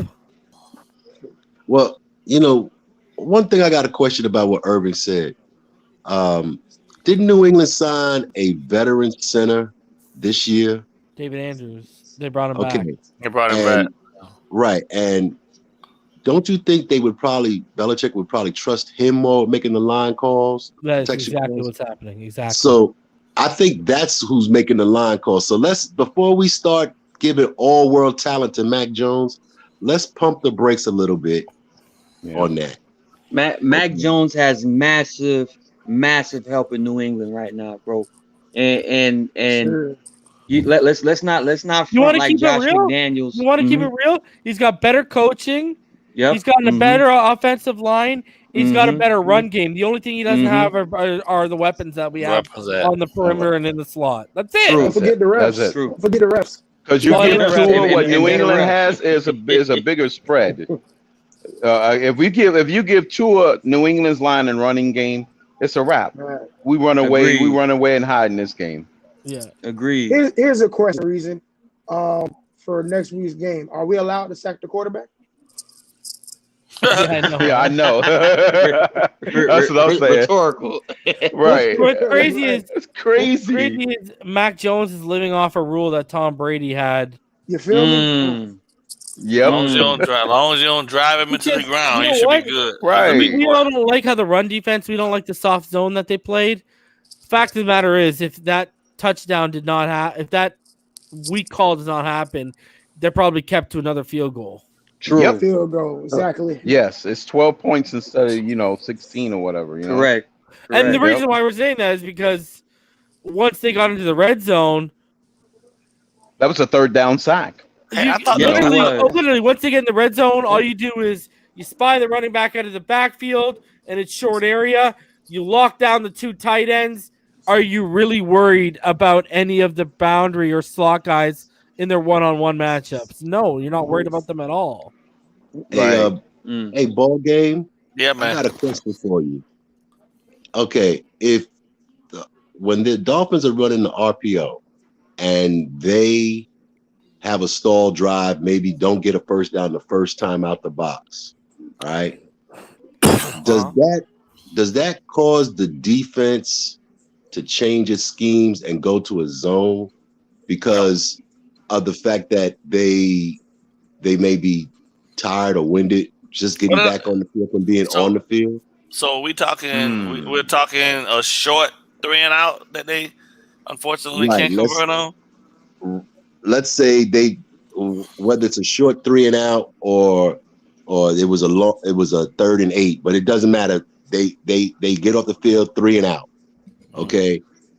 After the defense has already been on the field and they get a quick 3 and out, does that cause the defensive coordinator to change schemes and maybe go to You're talking about Boyer, right? Yeah, go more to a zone defense. Yeah, causing Boyer to do that. I don't think that's necessarily something that written in stone. I think what you do is you take a look at where you are in regards to what your last plays were and what play calls you had that you want to start out that series with. You know what I mean? The unfortunate thing about it all. Hold up. The unfortunate thing about it is that in these games, right? Then I see it differently. These games are an extension of the preseason, where you're actually getting your starters actual reps at this point now. So they still got a lot of continuity things to work on. And Boyer, for whatever reason at this point, probably from Flores and probably from the fact that you just know that you can't run man coverage all game, is using this time to work on. We'll use this time to work on some of the zone stuff. Unfortunately, right? I think he relied on it too much. You have to feature what you're best at and then sprinkle in the zone. But he had way too much zone on the field yesterday, which I think, truthfully, affected a lot of other areas of the defense just because the guys, when you're in man coverage, you got one guy to worry about, and that's it. When you're in zone coverage, if they catch a ball underneath and everybody's already run off 12, 14 yards upfield, and this guy catching it underneath, everybody got to rally. Now you got to expend more energy to get to this dude to bring him down. You see what I'm saying? So that's why I was wondering why they were playing so much zone yesterday.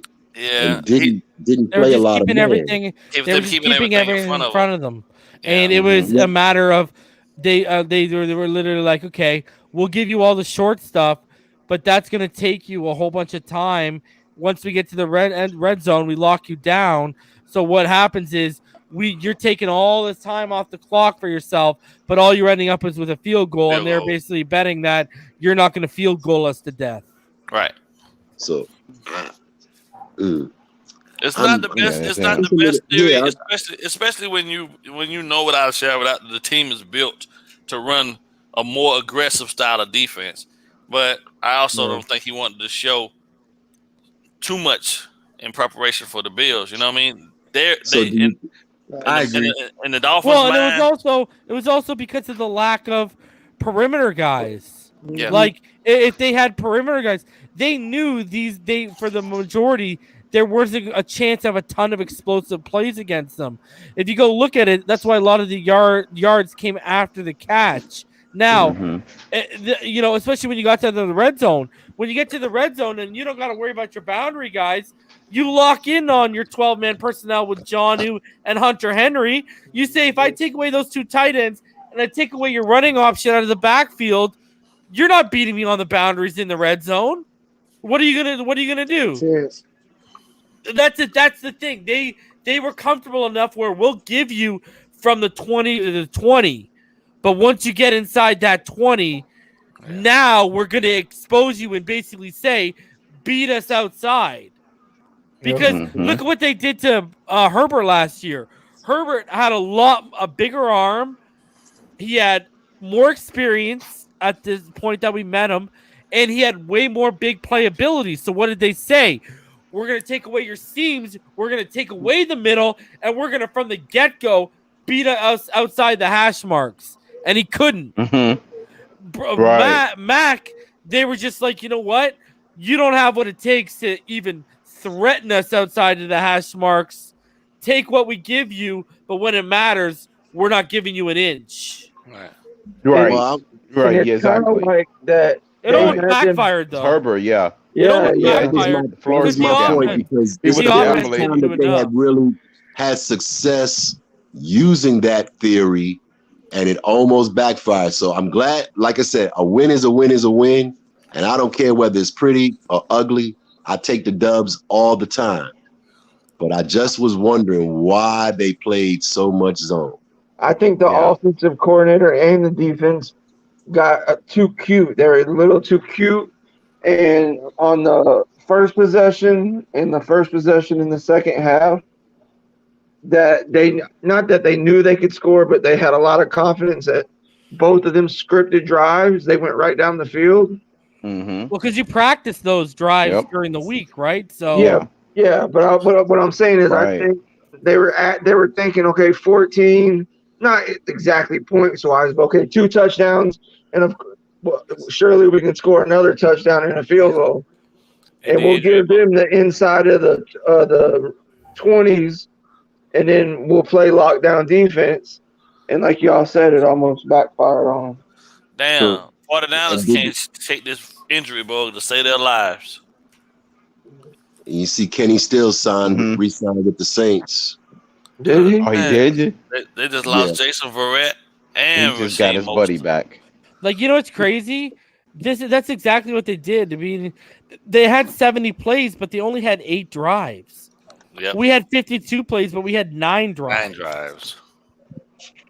Like, that's exactly what they said. They're like, just play them underneath, give them what they want. They're just going to waste a whole bunch of time. What'd you say, the death of 1,000 cuts? Yeah.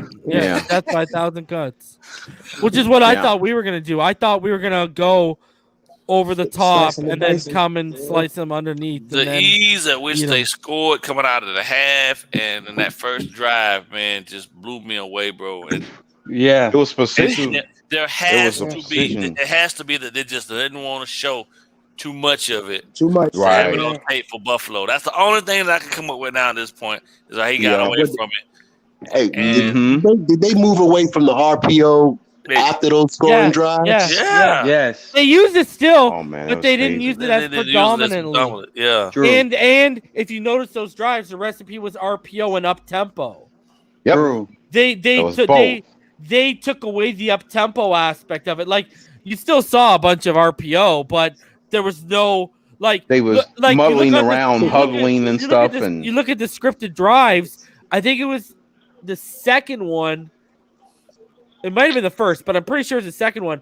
We even caught them doing substitutions, and we were already up to the line, ready to call the play, and they had a guy just run off and a guy running on.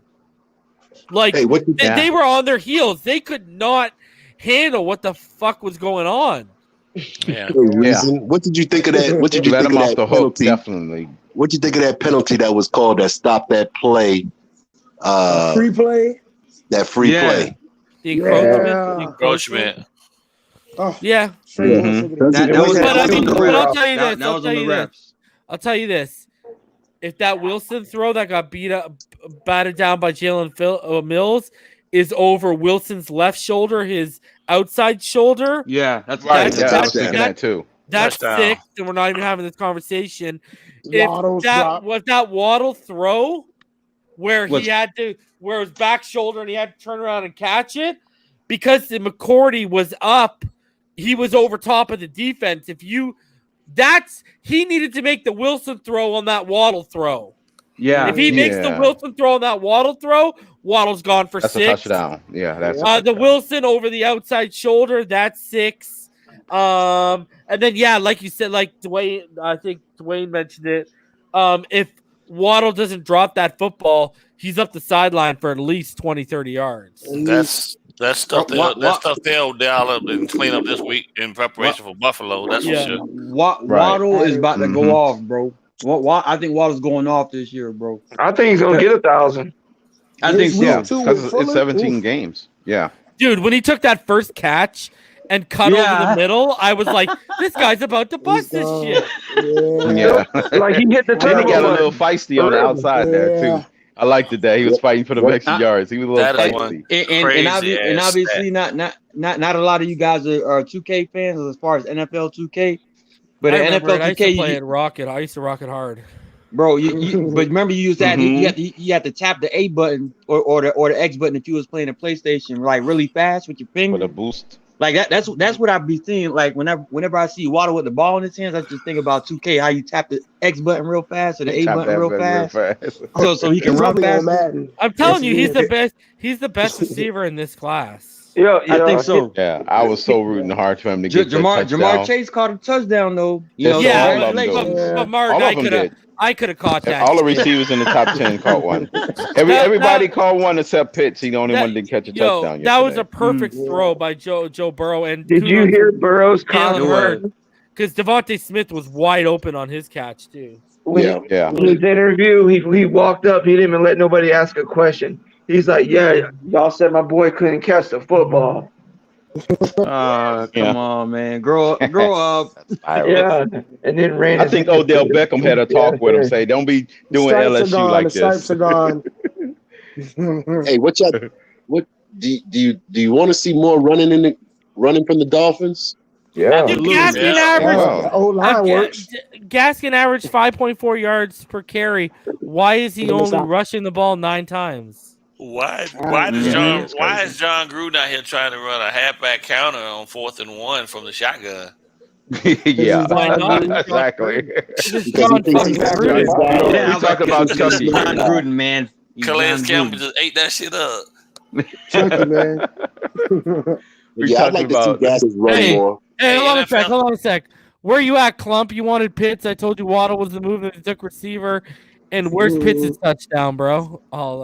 Yeah. Atlanta still ain't got a defense, man. Hey, Martin. Philly shut him down. Bro, I'm saying, I hope this COVID stuff and the land border opens on September 21st so I can come down next month. Because I need to go to this Atlanta and Houston game because we are going to put a whooping on those defenses, bro. Oh, man, that defense going to get shredded. We're going to shred them. Is anybody going to the Bucks game? I'll be there. Bucks Dolphin game? Oh, for sure. I'll be there. What's his name? Larry's in that area. I'm going to be there as well. Yeah. Y'all are ballsy because that could be a real long ride home for you guys. I'm coming from Ohio. Put pressure on Brady. I'm traveling from Canada. I can't afford those health conditions, bro. It's an hour and 20 minutes, man. Yeah, 3 hours. It's about 11 hours for me. Dubs. Now, if I get pushed back, I might get pushed back because of this whole you guys and your fucking masks and all this bullshit out there. It might be holding me back now, and I might be not coming down till December. You gonna make it to the Saints game? That's in Louisiana, isn't it? Nah. That's right. It is. It is. You're right. Yeah. No, I will not make that game. Tennessee. But I'll try and make the I'll probably try and make the Giants game. That's the one I want to make. Zaya. That's the one I want to do. Because that Jet might be flexed, right? Yeah, let's be honest. Everything after December. The Jets aren't going to be good enough for it to be flexed. Let's be honest with ourselves right now. I don't know. I want to go to the Bills game on Sunday. They just lost Mekhi Becton for about 6 weeks. Yeah. Zach Wilson's gonna have an awful time with that offensive line now. Yeah, we're gonna go see the Bills on Sunday. They just said so. Yeah, go for it, man. Yeah, man. Go ahead. The tailgate ball game. Yeah, bro. You'll be down there? Yeah. All right. All right. Got Lamar Jackson out here caught. Oh my goodness. All right, we're about to 2 hours. Reason. So go ahead, D-Dub. No. I was gonna say my goodbyes to you. Thanks for letting me come on for a few minutes, and I appreciate the time, man. Yeah, man. All right, buddy. Take it easy. All right. All right, let's wrap this up, boys. Let's start with you, Martin. Your final thoughts? Yeah, man. Victory Monday. You know what I mean? Yeah. They got it done. They got it done. Obviously, it wasn't pretty, but who cares? We got the W. It's 1-0. This is a formidable component coming into Miami and Buffalo Bills. I think they're hungry for a bounce back win, and I think we need to go ahead and stick our flag in the ground as the AFC East contenders, and let's just go ahead and come out against Buffalo and set the tone for the rest of the season, man. Pins up. Ball game. Your final thoughts? So I had us on the schedule on my predictions to lose to Buffalo. However, so do I. Reality sets in. Yeah, I hope they. I hope they prove me wrong. I hope I'm wrong. Damn. Yeah, I agree, sure. man. But I'm gonna hold my real feelings about where we are right now and see what Josh Boyer does on Sunday. In this play calling from both sides of the ball, offense and defense, and then from there I'll start dialing things, dialing in a little more. But as of right now, first game, fourth preseason game, in my opinion. Let's see how it all plays out. So, happy we got the W. So, Dwayne, your final thoughts, buddy. Victory Monday. Good job, Reasons, Martin, and our ball game on starting to show out. You guys always bring the insight. I just feel like we definitely just got to fix the things we messed up on offensive line, try to get it together. Definitely put Eichenberg on the right side and put Austin Jackson on the left. And against Buffalo, maybe they need to watch an episode of Cobra Kai. Strike hard, strike fast, no mercy. If you get on Buffalo with that fast offensive pace, with Fuller coming back, maybe things will look different on Sunday. We might get a victory. You never know. That's all I got to say. Crypto, your final thoughts. Yep, good show. I don't want to sound like TD, but hey, the 72 Dolphins had some clunkers in there on the way to a perfect season. So we're allowed to have a couple of clunkers on the way to a perfect season. Oh yeah, we still got 13 more wins by your count or whatever, right? Yeah. Well, no, 12 more. 12 more. Oh, 12 more. Okay. There's 12 more. I just got us at 13. Damn, the Raiders got a lot. But yeah, I think like Ball Game was saying, he was on to something. I think the play calling will be key in this upcoming Buffalo game.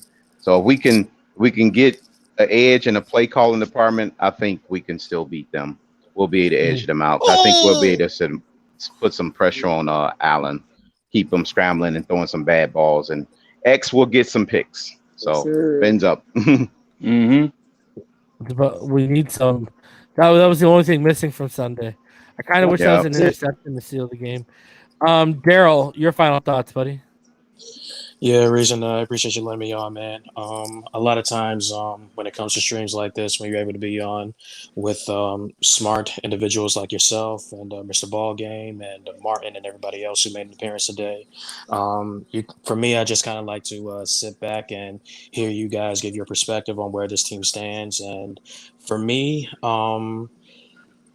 even though we're all happy that they got the W against New England, despite all the things that they had to overcome, like bad officiating and bad O-line play, it doesn't necessarily feel like they got the W still. And I also think that, no doubt about it. I also think that Sunday, it's really going to be a testament in terms of what kind of team we're going to get from the Dolphins this year. Are they going to be the bunch that says all the right things in the media to all the fan base in terms of what they need to correct, or are they actually going to go out there against a team on paper that looks like it's going to be good this year again and actually do the things that they say that they need to correct? You hope that they answer the call and that they really put their best foot forward and that they don't be their own worst enemy out there, because I do agree with Mr. Ball Game in terms of maybe they were just trying not to show their hand, but I also believe that when you're a team that didn't address some of the concerns that all of us have been saying can you really afford not to show your best hand? Do you really have to just play through it all throughout the game and not take your foot off the gas pedal because you can't afford to give yourselves those kind of breaks because you didn't address what you needed to address? I also think that when it comes to the Dolphins, it's one thing to bring on the talent that they brought on, but at the same time, you know, with all the red flags in terms of the O-line and things of that nature, you hate to be in a position where all that talent you might not be able to get the best out of it. But nevertheless, again, I don't want to be a Debbie Downer and then on a bad note. But these are the things that I've been asking myself about this entire stream while I was listening to all you guys. Don't and be a a lot Dylan. of I'm sorry. I don't mean to be that way. I'm sorry, but nevertheless, I just want to end it off like this. You know, we're all on this stream, Reason and other streams, you know, giving our thoughts and opinions. But these guys are professionals, from the coaches and the players. They're getting paid millions to, you know, put the best product out there and do what they can to make sure that we get a W. We shouldn't be on your stream pointing out the obvious, and given that they're getting paid millions to basically do the obvious stuff and make sure that it results in the W, we shouldn't be on your stream, you know, wondering if they're going to do that. But nevertheless, I'm still going to have faith despite all these red flags. I don't, as I said before, want to end things off on a bad note. God bless everybody, man, and fins up. Yeah, and just another side note for all you. Tua is the youngest quarterback to have consecutive wins against Bill Belichick, and again, the youngest visiting quarterback to win at Gillette Stadium. Bang, bang. Say that. Young visiting quarterback. Ooh, Tua's on the island. He's on the island of his own. Guys, remember, I showed you all those numbers. I showed you all those numbers. Remember, Fitzpatrick last year, 191 yards, 1 touchdown, and 3 interceptions in week 1. So Tua was clearly an upgrade. So, and that's a year 2 vet compared to a 16-year vet. Man, I showed you guys that. Only Lamar Jackson and Patrick Mahomes technically did good against him last year, and that was against a worse defense than what he has talent-wise right now. And those are league MVPs. Yes. Yeah, both of them are league MVPs. Yep. Yeah. Yep. And real quick, Reason, I don't mean to cut you off, man, but I'm glad you mentioned that because on TD stream, that Pete guy made a donation talking about how Tua didn't prove anything, which pissed me off a little bit. So I'm glad that you pointed that out. He's a clown. Yeah. Fins for life. I do not like that guy.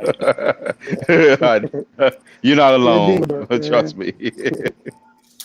I'm glad we got the W. I appreciate y'all for breaking everything down for everyone and giving us the insight. Wait till the All 22 comes out. Like, it's supposed to come out this week. They said either midweek or by the latest beginning of week 2. We will break. If this comes out on the fucking weekend, I will drag Martin and Ball Game onto a stream on the weekend, and we will break down the All 22. We will break this down. Right. Yeah, I appreciate it, and I'm sure everybody else does. And that was a division opponent, you know. So ugly or not, I think they tried to get a little cute, but we ended up flying back with a W. Now we're finally on our home, our home turf. So every game is like a book. It's a different story. Yeah, so true. Let's see how we do. Let's see how we adjust.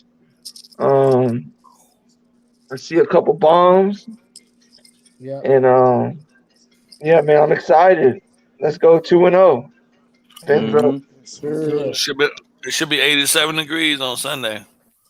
Nice. Yes. So usually, guys, the All 22 usually drops on Tuesdays. I'll keep y'all updated. If the All 22 doesn't drop, then I'll come back and I'll do a Wednesday show, and then I'll do the Friday preview show and then the game. But in between that time, whenever the All 22 drops, if it doesn't drop tomorrow, we'll break down the All 22 for you. So at latest, it's at least starting. I know even I know Dougley's waiting on it. I know Josh Houts is waiting on it too because he got demonetized for putting a Waddle highlight package together. So a bunch of people are waiting on the All 22. So hopefully it comes this tomorrow. Usually it comes on Tuesdays around like just after lunch. So we'll see. But either way, all 22 breakdown is coming towards you guys sooner rather than later. And then I also need it because I want to do my Raekwon and Xavier Howard film study. So, all right, guys. I will be back. So I'll be back either Tuesday with Martin and ballgame again tomorrow night, or I'll be back Wednesday. And then we'll figure out the day we'll be doing the all 22. But it should be coming out this week. Until next time, guys. Stay happy, healthy, safe, and blessed. And it's fins up all day, every day, baby. Peace. Gang, gang. Yeah. Yes, sir.